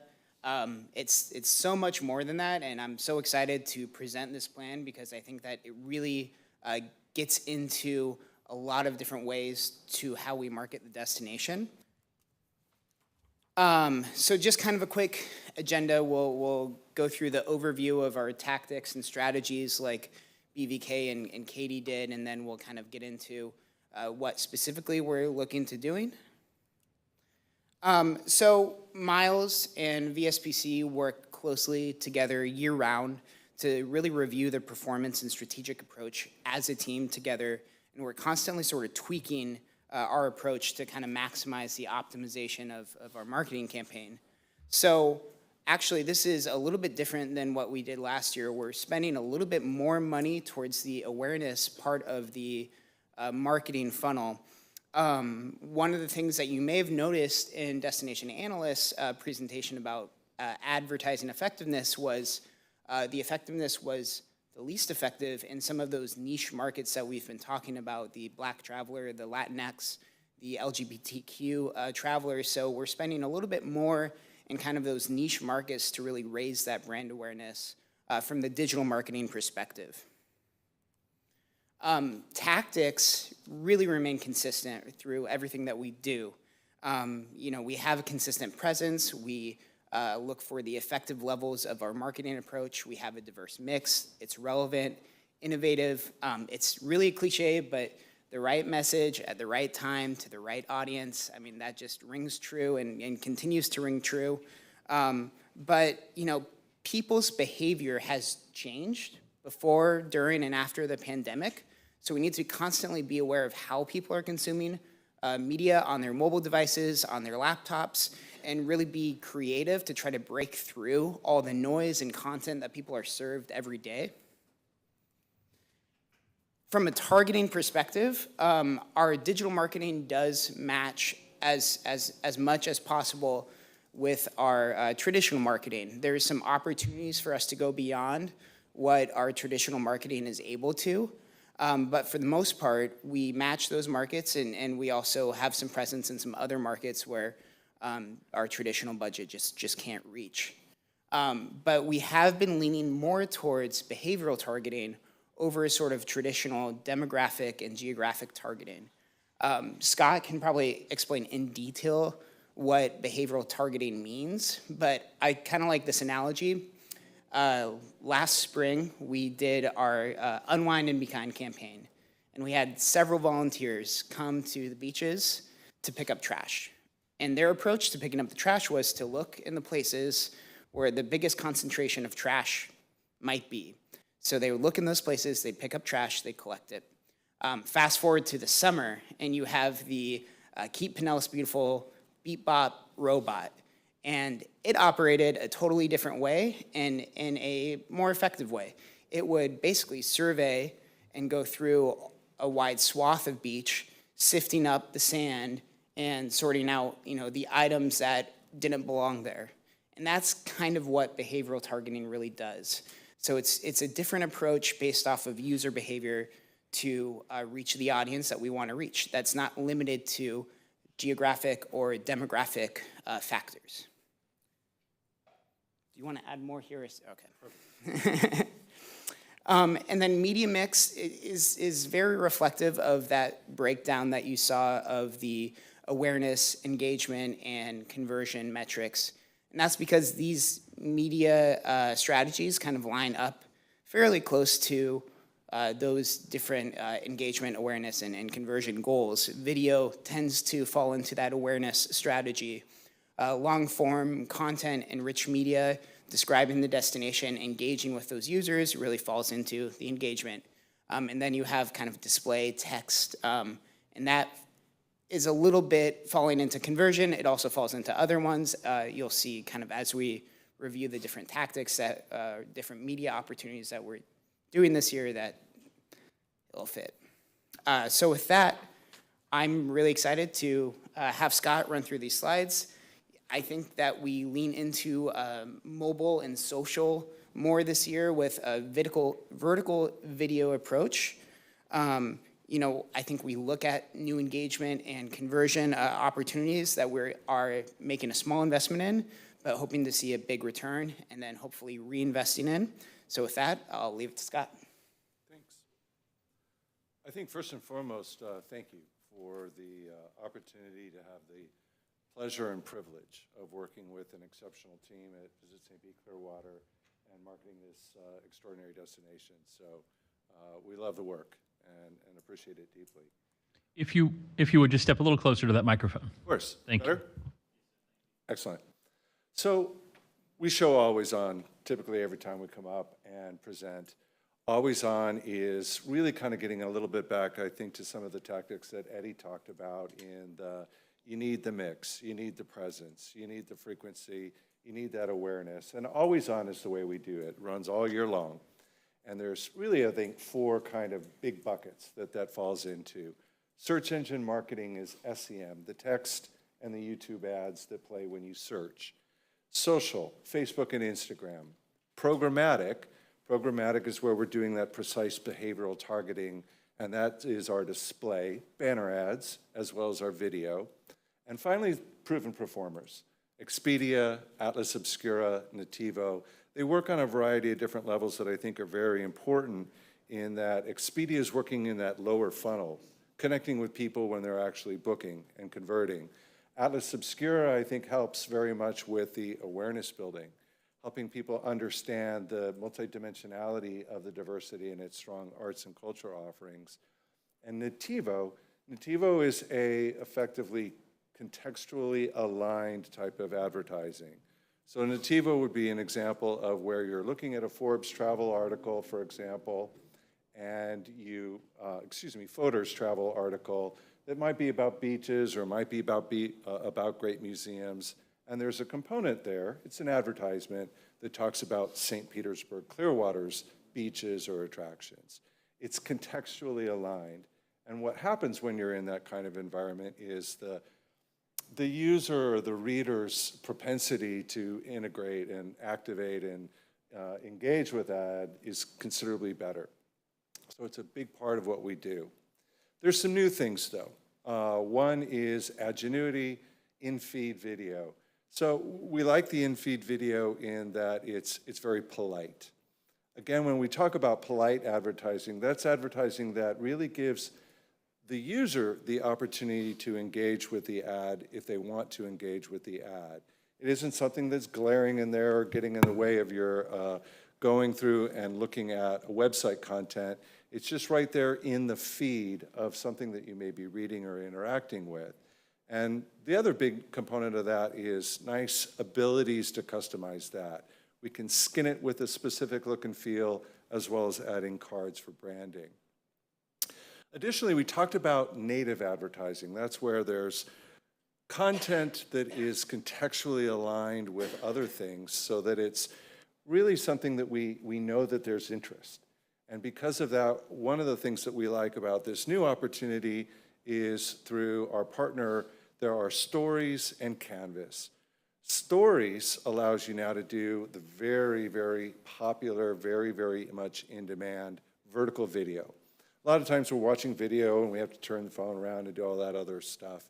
This is nice, vertical shown video that allows you to really see the destination in a way that's very powerful, as well as layering in additional content. In addition, Canvas is a very interactive platform, very innovative, that allows you, again, to surf through maps and get different kinds of pictures and videos and copy. Or what we're intending to do is do something fun, a kind of interactive game where you can explore the destination in a way that, again, is fun for the user and does a nice job of really promoting the destination's assets. So those are always on. In addition to that are specific winter programs. And for winter programs, there's several areas that we're delving into this year. For social, we did some TikTok, first time last year. Nice, successful program. We're going to continue there. Pinterest, we've got Agenuity and Hulu for CTV, OTT, that's streaming. Programmatic, we've got some weather triggered and rich media.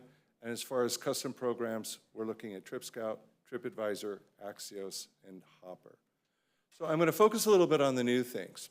Pinterest, not the largest social media company out there in the world, as we all know. It's a smaller audience than a Facebook or a TikTok, but new research and a lot of research that we're gaining on this particular social media channel is people go there to do trip planning. They're going there because they want inspiration and discovery. And for that reason, in getting into that awareness and consideration aspect of the funnel, it's the perfect place to be. It allows us to really use keywords and travel-related content search and targeting to connect with audiences to inspire them to come to the destination. So because of that, we really like it, as well as the very visual format. Weather triggered, kind of a not the greatest innovation in the world. Let's market in bad weather. So we want to run this when it's cold and snowing. Here's the big difference and why this is kind of new and exciting this year is because the buy specifically allows us to run the ads only when it's really crummy weather. And because of that, it's just perfect timing. And it's the efficiency of the buy that makes it exciting this year, running on AccuWeather and weather.com. Pad Squad. Pad Squad is a digital platform. It's screen, mobile, again, very polite. It's a within feed story. And one of the things that we really like is it's cool, it's interactive, and you are allowed to do a lot of deep storytelling with videos, with photos, with no further real clicks required. You know, we all know that not every single person is going to go to a website to do their travel planning. Some people like to do social, some people like influencers, some people talk to friends. And so you want to provide opportunities for them to learn a lot about the destination and have a rich media storytelling experience on something that they're already engaged with. And for that, we like Pad Squad as the opportunity to deliver that type of experience across lots of audiences in a kind of a self-contained way. TripScout quietly has been amassing the largest network of influencers of any other travel site. And because of that density, it gives us a really good opportunity to find specific influencers that connect with our brand, with our product, and with the demographics and really interest, behavioral capabilities that we want to target. It's also a very robust offering at an excellent price point with 8 million guaranteed impressions. Just a quick, do we have do you have a minimum number of followers before someone is a influencer, a true influencer that we would? One of the things I think with influencer marketing that you have to consider is just that engagement. It's just as valuable. Somebody told a story, I can't remember, it was at one of the conferences, that the most success they had was Aunt Flo from Ohio that did some posts, but Aunt Flo had 15 nieces and all these friends and all these neighbors and all this other stuff, and she went to St. Petersburg, Clearwater, and she had a super time and generated about 30 bookings. And her followers were in the hundreds, okay? That's, I think, really where you want to go. It's not about really the numbers or the volume, it's about the engagement and how well they meet your brand, your audience. So really the answer to your question is the count is less important than the engagement and the authenticity that they have with audience in driving desired action.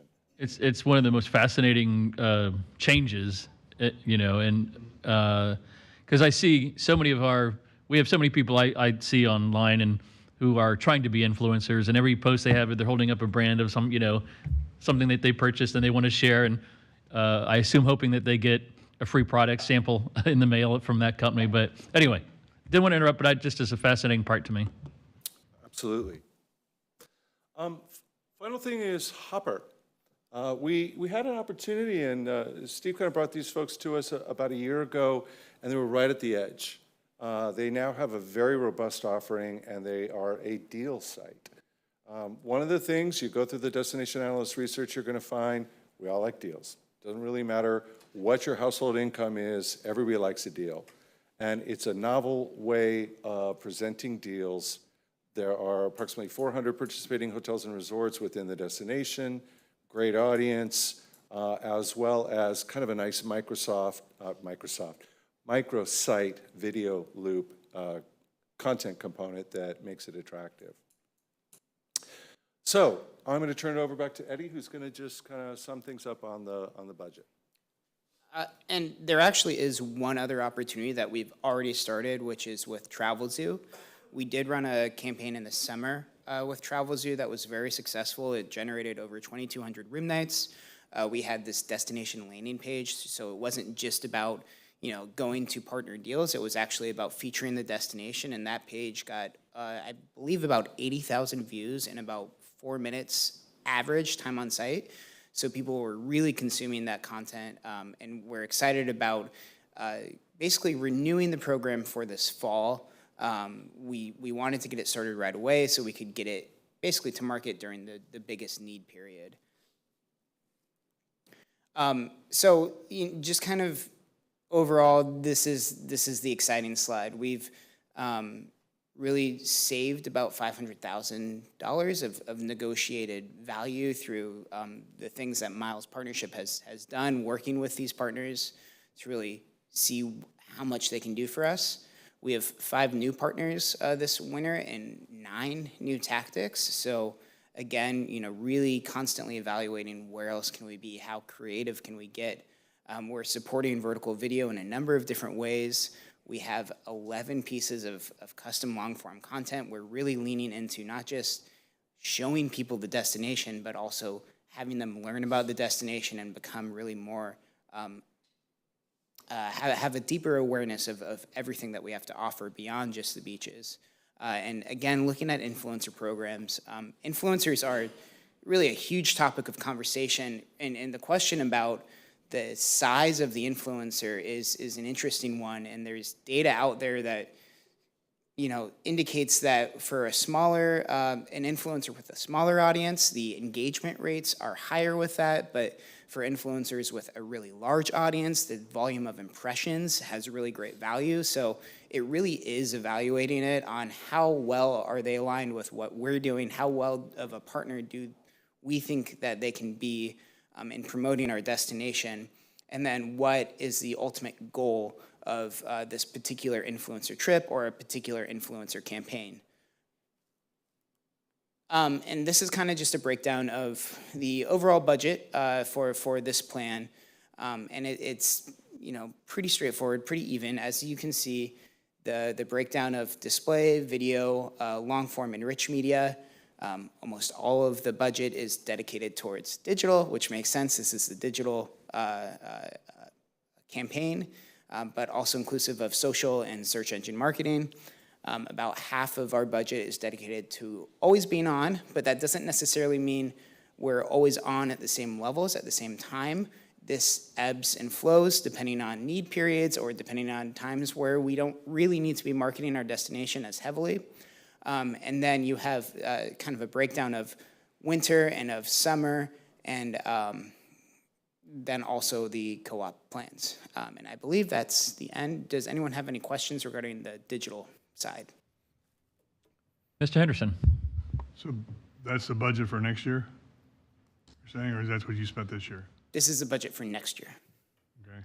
And this goes along with regular advertising and marketing and the direct sales. Your digital marketing, you're spending roughly 75% of the budget that we had this year. As far as the numbers I'm looking at from this budget sheet, and I'm curious, since our tax collections are up because of ADR, but our visitation, they showed earlier somewhere that it was off slightly, actual numbers of visitors. And I'm wondering, we're not spending all that we budgeted in these different areas. I'm sure you're having a lot of success with it, but if we spent all of the budget, will we actually see an increase in visitation and even a higher amount of bed tax? Am I way off on this, or? I can let Steve kind of get closer towards the budget numbers, but I believe that we are going to be very close to 100% of what was budgeted for this year. Well, for this year, what we're showing is 5.5 million budgeted for digital marketing contract, and spent so far through the 11 months, 3.725. You extrapolate that to the same amount for the month of September, and it shows we've only spent 73.8% of what was budgeted. Little trailing. It's going to wash to the 5.5. Is it? Okay. All right. So this is a little lag. So we'll see that payments later. They go back to. Billing runs a little slow. I believe. I'm not sure exactly what the status is of that, but I know what I've invoiced, and what's been invoiced is going to be right up into the 5.5. Okay. And this is not just the digital budget that we're spending for next year. This is just for the media. There's also other things coming out of that. I believe it's $6 million for next year. So, of the 4.25, for example, all of that is simply passed through. Miles does nothing but buy media with that money. Managing it, search engine optimization. Sorry. The 4.25 million is strictly pass through. That's Miles doing nothing but buying the media. In addition to that, making up to the 6.0 is search engine optimization, website development and maintenance, content. A lot of what we do is the storytelling, assisting with writing the content, producing that, placing the media, There's a range of digital services that are part of the full 6.0. That's strictly the purchase media. Okay. Well, again, I'm looking at a budget sheet that doesn't quite follow the norm for regular businesses, and it just seemed like we weren't spending everything that we had budgeted to spend, and we were off on visitation, and I thought maybe we should be upping that, but apparently you are spending it, so never mind.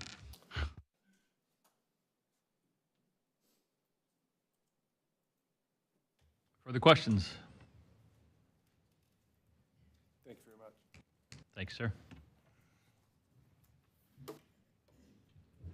All right, Steve. And I want to say thank you to the team for, when I say the teams for making all the presentations. Again, there's a lot that they've gone over, but gives you an idea of the direction that we're going tactily, with next year. And I like the strategy of how we're integrating a variety of different things, PR, both traditional and digital advertising. Again, there's some unique things that we're doing. New things. So again, just because it worked last year, we went and evaluated to see if we needed to keep it, if we needed to change. Again, to constantly go through and get that message out. The other thing I wanted to bring up as well, and again, it goes back to the research data with destination analysts, is, again, they share that information with our other marketing partners so they can go back and we can refine, if we're starting to see certain things happen or not happen, that we can go through and act accordingly. A perfect example is what Eddie was talking about, Travel Zoo, and traditionally we've always done Travel Zoo in the summer. But when we saw a softening in bookings for this year and we were hearing from some of our hotel partners, we said, hey, let's move that up. And it was something we were able to go through and do. Conversely, if we had something scheduled and we find out that not only we slammed during spring break, but we're over slammed, that we can pull out certain things as well and redirect to some other need time periods. So I like the flow of everything that we have related to the different marketing messages. And Phil, I'll go through on the budget part, and we'll talk about that a little bit on the what's been spent, and then what hasn't been invoiced yet, but has been committed to. Yeah, again, it's cash flow versus accrual accounting, so he can't put it in here until it's actually spent, but he knows that he spent it. Yeah, well, and the same with the folks from BVK. They're very well aware what that magic number is, and so they're really trying to push the limit. So, so that's it for the department updates. The next thing we had down was to talk about the capital program discussion, and really we had a very in-depth conversation last month, and really what I wanted to do today was get your approval for everything we talked about last month. All those things, let's take it from red, blue line, whatever you want to call it, and make it black and white, and that with the exception of two things. And both of those things are on one of the, well, let me just verify here, it goes back to page 6, item 4A, and this got down to the numbers. And I had, in the conversation, the initial conversation I had with Crossroads, and we're going to come back to you next month with these numbers. In our conversation, it was a hard time coming up with what number do you go with in terms of number of attendees and or tourist room nights. You know, what's a realistic number? What's a futuristic number? What does that end up being? And the avenue that we're talking about, and that's why we wanted some additional data behind it, is to more look at if it is an existing facility and it's an expansion, is to look at past data in terms of attendance, usage by visitors, room nights that are associated with it, things along that line. And then build in what will those increases be over a certain time period. So it doesn't come down to a hard number. It's going to, as far as number of people or number of room nights, but get down to, is that going to be a 2% increase? Is that going to be a 3% increase? What's going to happen with that? If it's a new facility, obviously there's a study being done on that, and there's going to be some information there, but then what is that incremental business going to be going forward as a percent versus the actual numbers, and hopefully bring that more in line. So again, having just brought Crossroads on board, I want to come back on that specific item. And then the second one deals on page 8, and this was item number 9, and it was the rating criteria. And on that one, even though it's crossed out on here, what Crossroads and I will come back with is how we're going to rate it. And again, the recommendation going forward is to bring forth a recommendation on the projects like we did with the elite funding, go back and provide the recommendation, but then how are we going to go through and look at it? And I mean, one of the things that we've talked about is, it may seem minor, but instead of a 1,000-point scale, it's going to be a 100-point scale. Keeping some of the same things that we have here, but maybe changing a couple of things. So with their involvement in other types of consulting on projects, they're going to bring some of that expertise into this formula. So again, that we can go through, and that's what we'll be grading from. So again, as an applicant, whoever that might be, they will actually go through and know what they're being graded on. But other than that, other than those two things, everything else, I think we've covered 2 times over.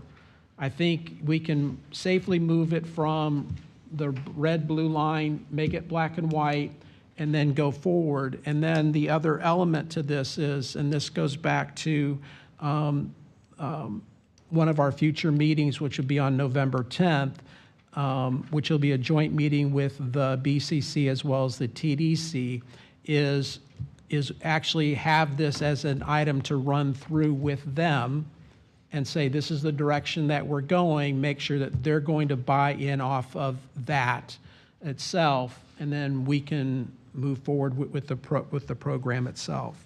So Michael, did I leave anything out? Okay, No, I think you covered everything. Thank you. all right. Questions or comments? Mr. Henderson? Is there any minimum to the amount that can be asked for? And you say the minimum amount for the Minimum, like a project? capital project, I need, $100,000. It's not a big project. Yeah, I have not seen anything with a minimum in there. Yeah. Yeah. Below There is 5 no million is minimum. 100,000, and Yeah, I'm there not going to was a- generate 10,000 room nights with that, but it's a capital project. I just, I didn't see any minimum. I didn't know if there should be something in there as to, the project has to be at least this big to be considered to be in this. So that'll go back under that, so that would be item on page 6, so item 4A. Again, that's what we'll come up with, is to say a project, if it's under this, this in value, then, and it has this many in attendance, or growth in attendance, or room nights, whatever we come up with, that's we're going to come back to you with. Okay. Yeah, I don't remember any really small projects coming forward, but if you Well, have there a could small be. project, I mean, Mayor Welch has his P card right here. We can take care of it today. I just opened that up for you, that's why I asked that. No, Sorry. I understand what you're saying. Other questions or comments? So can we Mayor? can we get the actual history of all the capital funding? Yes. I can't remember what the smallest amount was. I'd like to know what that is. I'll be happy to provide that. Okay. Smallest I remember is 350 Might have been the Holocaust Museum. for the Yeah. for that. That's the last one I remember, but I don't. Before that, I don't remember there was other smaller. No, 350, I believe. Yeah. At least recent years. Yeah, so Mr. the Henderson? 350, was that going to generate 10,000 room nights or 25,000? If you could get right up closer on your microphone. I'm sorry. So that's what I'm saying. So, that's less than 5 million. Is that going to generate 25,000? But you're going to change those, you're saying? You're going to make it more of a percentage increase as opposed to a flat number? Yeah. And I actually think on the Holocaust, because that came up here within the last 3 years, that was for security enhancements at the Holocaust, if I remember correctly. So I don't know if there was an application submitted with that, or was that just a request that came in? But I was just trying to address it before it comes up.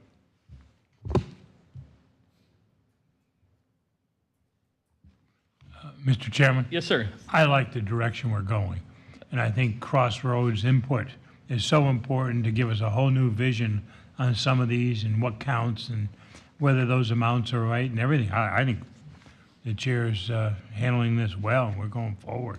It's great. Thank you. Well, Steve, I think silence is golden. Do we, Mr. Zoss, do we need to take action and vote on this, or is this a move forward? Excuse me, I think the direction is clear to move forward. Okay. Move approval. You want Sure. All right, we have a motion on consensus. We have a second from Mayor Bujalski, Mayor Welch. Further discussion, all in favor say aye. Any opposed, show it passes unanimously. So there we have official consensus. all right, so that means, Michael, that can now go from red and blue to black and white, except for those 2 sections, and then we're good. All right. All right, Mr. Chair, the next item was my report, and the first thing I'll go with was the finance report. In front of you, you do have our August financials.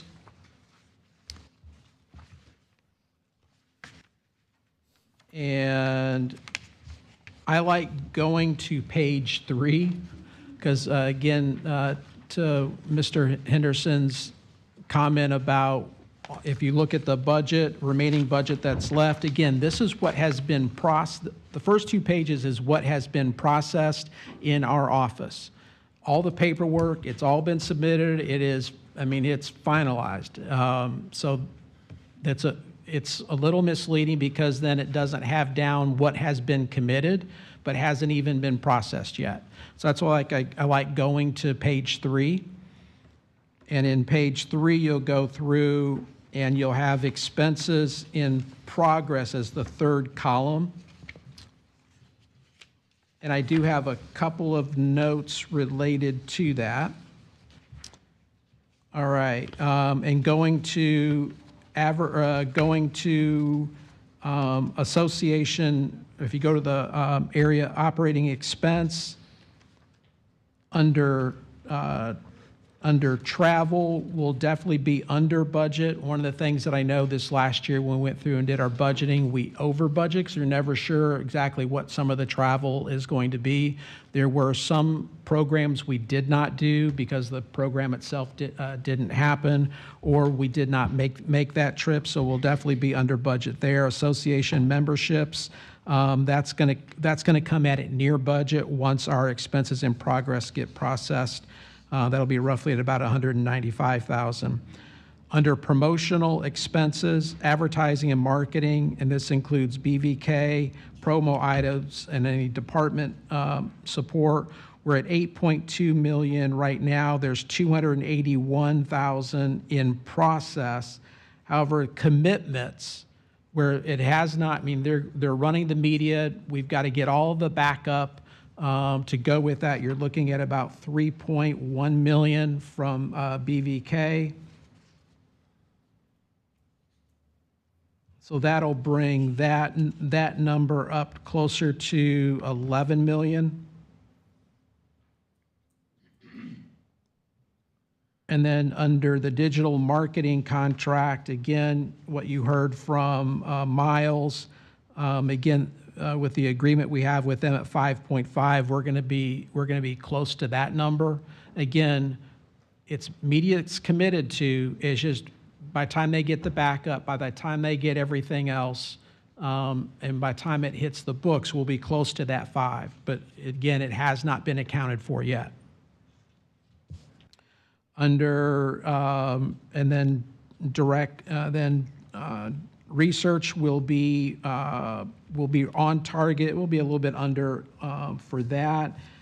And then when you look at direct sales, by the time we go through and add in what's been processed and a couple of things that haven't been processed, will still be under budget. And again, direct sales is going to come from different areas. An example being, like for instance, under executive sales, if you look at what,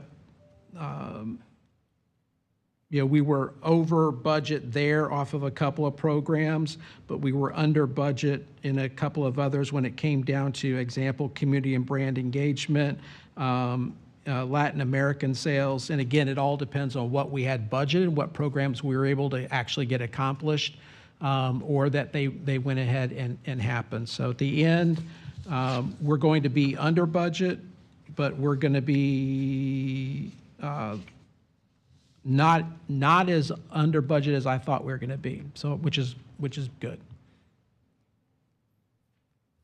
And Terry, I don't know if there's anything you want to add. If there's anything, okay. I just don't know if I left anything out.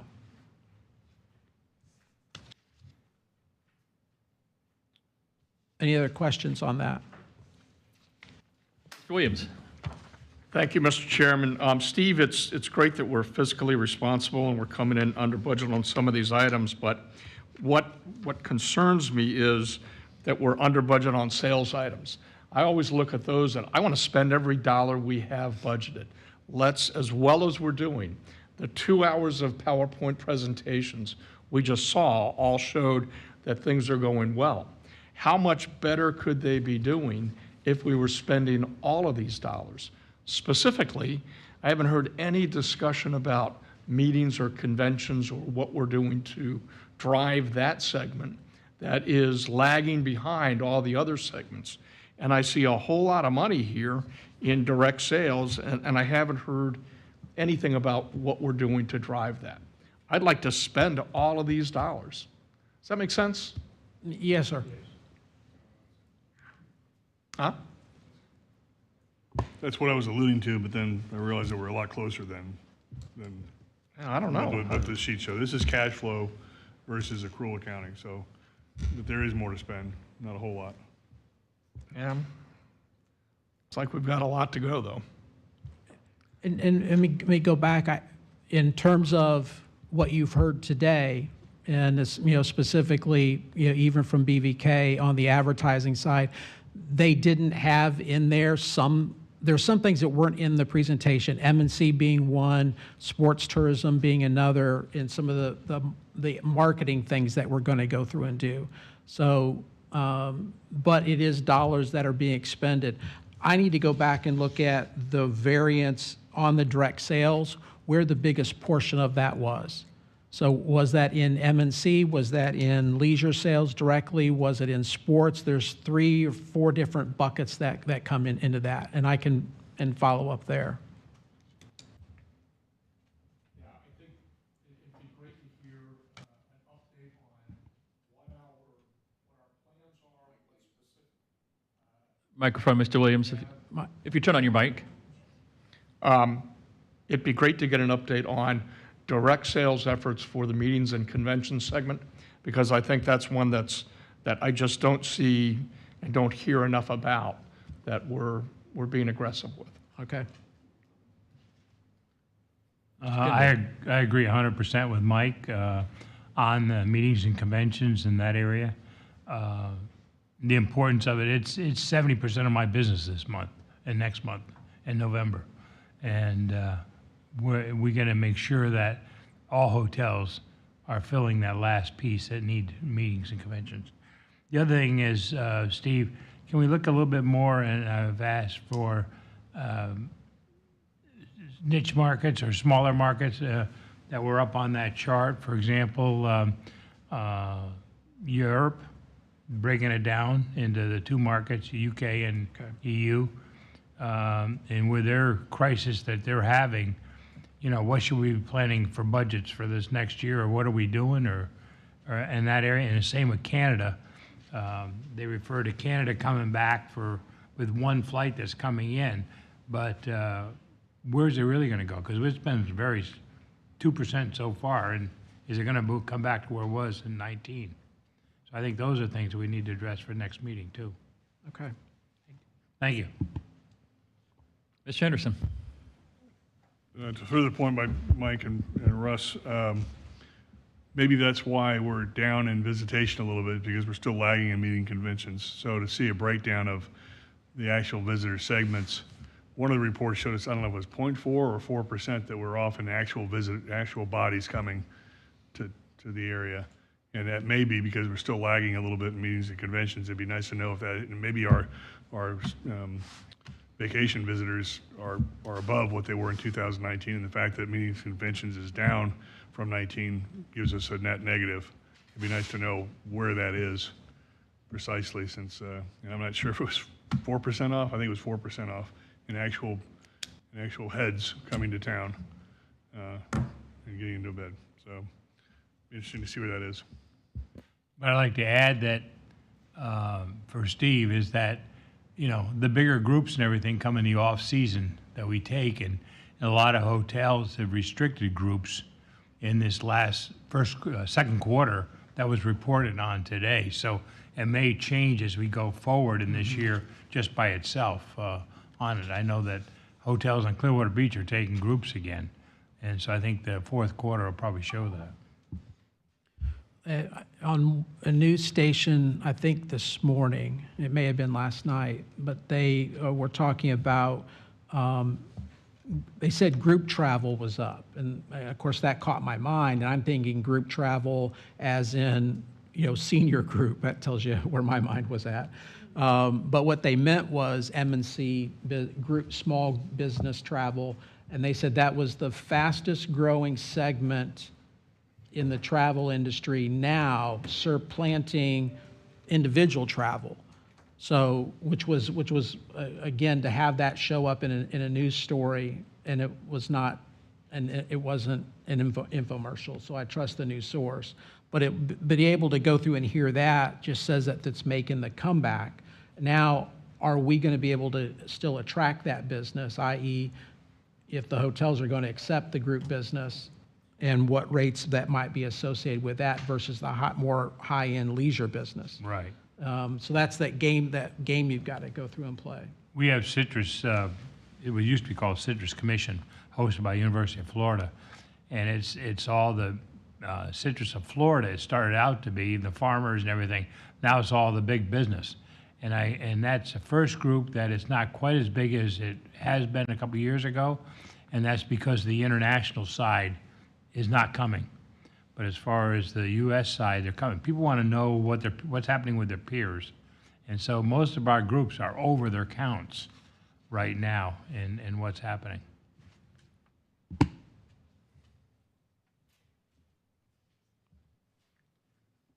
Okay.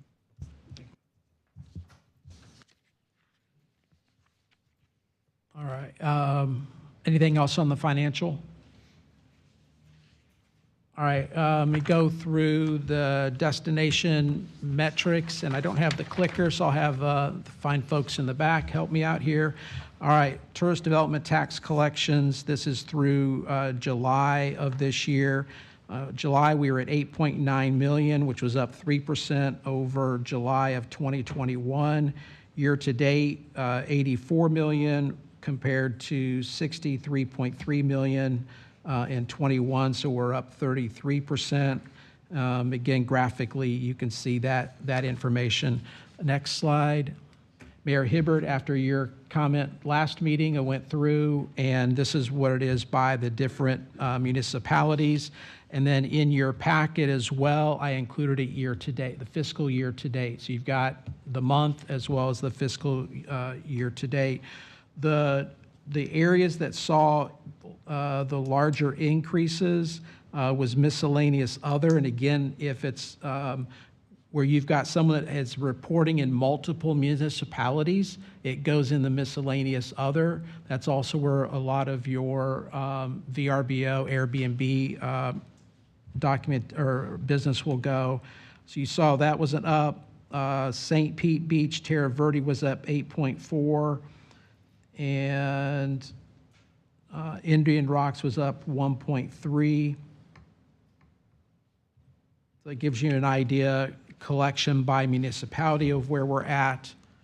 Next slide. And just FYI, I went through and triplicated checking the numbers. So last month, and Mary Hibbert, yeah, if it is, I just made it up. But I mean, I was so freaked out after the last one, and what it was off by six columns. So I went back and double checked like the last 3 years on this one to make sure the formulas were all set so the information is correct. Next slide, please. All right, this is looking at the hotel data for occupancy and ADR for July. We are at 72%, which was down 7% to 2021. And you can see where we were in 2019. Average daily rate was flat with 2021 at $199. When you look at the beach occupancy and ADR, as well as inland occupancy and ADR, you can see what the differences are there. Again, you go through and you'll see the occupancy is down in both of those areas. In rate, beach was down a little bit compared to 2021 and was flat. Inland was flat compared to 2021. And I don't have 2019 numbers. We weren't collecting that data at that time. That's why I don't show that. Next slide. This graphically looking at the occupancy. And you can see, and I did go through, even though we've been reporting up to July, I did include August as well as September. So this is, and September is year to date. So it's only for the first 2 weeks of September. Next is slide with them would be ADR. Again, you can see where I'm at. And I, again, show all of August and year to date or month to date for September. Also based on comments, next slide, based on comments, had a wonderful meeting with Doreen to talk about the vacation rental market. And essentially what I've done now is looked at If I were to compare this, it's just, so you could, even if you wanted to bump this up against hotels and look at it, I looked at the same KPI, so paid occupancy, ADR, RevPAR. Another item that was important for that industry was also average length of stay, so that you can see, again, like on the hotels, we're down in occupancy, but ADR and RevPAR are up. On the vacation rental side, length of stay is flat versus 2021, and that is for the month of July. Next slide really gets to pace. So how are we looking going forward? And this is as of bookings, as of 9/19, for going forward for the months of October, November, December, and then looking last year at the same time period, what were those same bookings? You can see we're basically down 1% in occupancy. We're up 11% in ADR, 9% in RevPAR, and right now length of stay is up. So I wanted to at least provide a little bit of apples to apples comparison on the hotel side. The last meeting, Doreen had brought up, the chart, and I think everyone agreed that our eyesight maybe is not the best for the charts they provided. So we're working with them to actually have a report that's a better reading chart for everyone versus the one that comes standard. And then the last slide, really this was the visitor forecast. And again, the folks from Destination Analyst have already gone through and given us the actual numbers through the month of June. So really July through December would be the forecast that they made last year, so that you can see right now over 21 numbers, we will end up being right at about even overall, and then looking at 2019 will be just a little bit down, but the last part of this year, especially the last couple months, look for us to be up in terms of the forecast for the number of visitors. And then the last slide, as far as next meeting, Steve, if we could maybe just do a recap real quick of our conversation. Yeah. And I know that there have been questions about home sharing, and I think, Mayor, you had brought that up too, as it relates to your community, but the county overall. So just some background real quick on breaking these numbers out, what vacation rentals mean in addition to the hotel stays, the reporting that you see, the STAR reports for hotels, the occupancies, the ADRs and all that, do not include vacation rentals. That is correct. And so you've got a whole segment of the industry where we're seeing, the dollar value in terms of the tourist tax that's collected, how it affects us overall. So I've asked Steve if there's not a way that we could take those same statistics and show it as separate line items. So you continue with what you're seeing on the hotels, but then you have the vacation rental paralleling that, and then you can add that together and say, well, we've got this much more occupancy than what we thought because we were just using hotels. Is that? Yeah, so, yeah. Does that make sense? Okay. Yeah, so our good friends, Russ and Mike, when they go through and look at, STR, they're looking at strictly the hotel side of it. If I actually were to go through and on that chart and said, okay, here was occupancy in our hotels, but here's occupancy in our vacation rentals, then you can see what the difference between those two may be. And then really, if you could do it, and I don't think there is, unless someone from Destination Analyst tells me otherwise, how to combine it to get overall with the destination, that gives you a bigger picture. But one of the things that I noticed was ADR. So if I go back in history and look at during the pandemic, the ADR at the vacation rentals was higher than what we were seeing at the hotels. So, and again, it's because that's where the customer was going.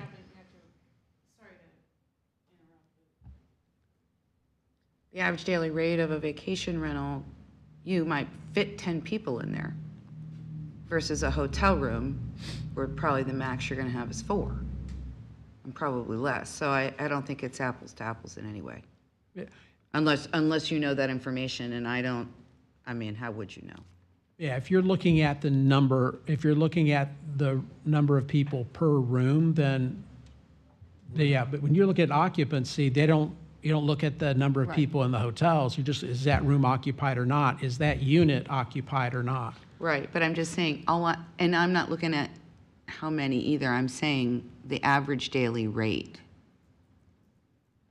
It might be $150 a night for a hotel room, and it might be $300 a night for a vacation rental, but it's got 3 bedrooms in it, so it's just not the same animal for average daily rate. Other things it is. Yeah. I'm just saying average daily rate is a little bit different, I think. If I could address that, and also with the hotelier side, in that I tend to disagree a little bit with your analogy, because there's hotel suites. There's high-end hotels that may be charging $500 a night. They're not just a hotel room. They have all varying sizes, and we're not counting beds. We're counting the rate that they're paying, and I'm finding that many times the hotels, without naming individual resorts and so forth, that their daily rate for a smaller accommodation, because they have more amenities, they're getting X, and the vacation rental average tends to be a little bit less. So I think that having the numbers, it's what's it contributing, how many more people are staying in Pinellas County based on the type of accommodation, whether it's home share, and home share is factored into the properties that I manage, because we do use that along with our other managed properties and other third-party suppliers. So I think also we wanted to talk a little bit about, if we could, the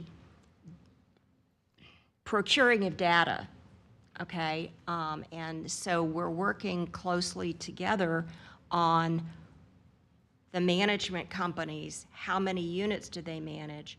How is that reporting being brought in? Who's reporting, so that you can capture the information for VSPC for, you're not going to get every room, and you're not going to count, the company or the organization that has, 20 units, but what's the best picture for the companies that are representing the largest number of units and properties? Is that a good analogy? Okay. Yeah. I think on that is, if you look at the STR report, it says, we have 73% sample size. So in other words, you're accounting for 73% of the rooms are reporting their information. So for key data for us, and what I've been able to ascertain, it's probably about 37% for us. So the remaining 63% are not. Now, what we're looking at is how do we get them on board and raise that number, and which gives us, again, I think it's statistically valid, but the more you have in there, it's just going to continue to make that information better. So the last thing I wanted to bring up is I know that each of you who had a term coming up as part of the Tourist Development Council received a letter about reapplying and getting your information in. I just wanted to go through and let everyone know that it is September 30th is the... Oh, I didn't get that. I didn't get anything about reapplying. But then you're not up for renewal. I am up for renewal. Yeah. Yes, I am, and I got nothing about reapplying. I didn't know I had to reapply. All right.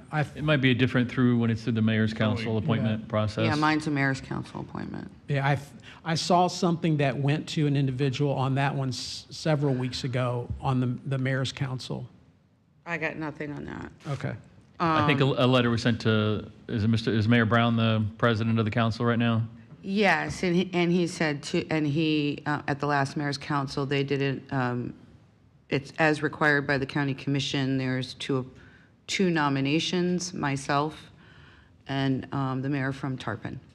So again, I didn't know I needed to fill anything out, but I will tell you that there was a letter from the mayor of Tarpon, I think, that went somewhere, expressing his interest.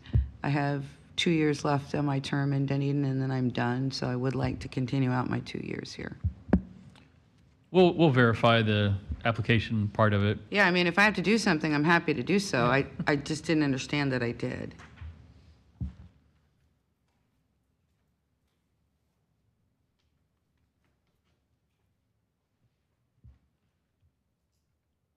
All right, that is, Mr. Chair, that is all that I have. Board member comments for the good of the order. Mr. Williams. Steve, can you bring us up to speed on the TDC vacancies? Yes. So on that, there were I think five individuals that the seats were up at this time. I believe it was Mr. Henderson, Ms. Rodriguez, and then Mr. Kimball, and then Ms. Moore, and then Mayor Julie from the Mayor's Council.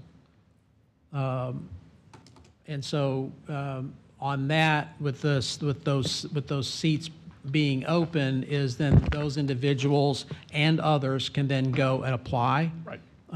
or reapply. I'm sorry, I misunderstood. What I meant to say was vacancies with VSBC. Oh, okay. So again, working diligently on that. I've had a couple of setbacks. As you heard from Mackenzie, that's relatively new. So again, for us moving forward on how we can fill the positions, I do know that I am talking to a couple of people on the sales side that have an extremely strong interest on that, and then finishing up the description for the CMO position, which is the key position. Are you working with a search firm? No, we're doing that within the county at this point. Given what, for positions that we've had open, the number of people that have applied it's not like we have not had qualified individuals. On the senior level positions, I would go through, and if I don't get a good response doing it on our own, then talk to the county about how do we work with a search firm. But right now, there's been a number of people that have expressed interest that I think are more than qualified for the position. Thank you. Further comments or questions? Mr. Chairman? Yes, sir. In the packet here is also on hurricanes, I see, crisis management, or crisis communication. We're lucky it's middle of September and all, and we're so far this year. Can you tell us a recap, high level, on tourism's participation in the county's crisis program and how it works? Thank you for that reminder, especially as the chair alluded to watching your favorite meteorologist over the next couple of days. On us, Visit St. Pete Clearwater is actively involved with the Emergency Operations Command in a variety of different ways, but primarily is we're that conduit out to the tourism industry, in particular the hotel industry, because again, leading up to an event, they're going to want to know about visitors being in town. So what kind of crowds are we dealing with? And then based on as an event gets closer, then it turns into who has rooms available for people that want to get away, be it residents or others. And then during the event, we're actually in the facility itself. And then for follow-up, we're also part of reaching out then to say, okay, who has availability, is what kind of damage is done, So we have a better understanding of what is happening out there. In addition, on the staff side of it and working with Miles, we're able to put messages up to outside about what's going on. Hey, if you just need to keep your eyes tuned to whatever might be happening that's out there, hey, we're fine and we need to move forward, or no, we're not fine. And then the other element is also reaching out media-wise, working with county communications. During an event like this, they end up taking the lead, but we will also go send information out to the industry so that they're aware of what's happening. So as an example, if the invest that's out there now were to actually turn into something, it becomes to get in the Gulf, there's going to be communication or emergency operations center, and then we would forward that out to the industry as a whole so that they're kept in the loop of what's going on. So that's the plan in front of you details a lot of different things in there if you want to get down into the nitty gritty. And if you have got any questions, please let us know. Exactly. Just let's hope it goes on the shelf till next year. Further questions or comments? Mayor Welch, did you have something this morning? Just enjoying watching your perfection at leading this organization. Always a pleasure. He's sucking up for something. All right, very good. We had a full meeting, a lot of good information. I want to thank all of our CVB staff that helps coordinate all of this, and then the professional outside staff that we had today, Ms. Gallagher, Ms. Boyce, Ms. Lacoste, Ms. Whitley, Mr. Bacon. Really appreciate you being here and sharing your expertise with us as well. So there's nothing else for the good of the order. We are adjourned.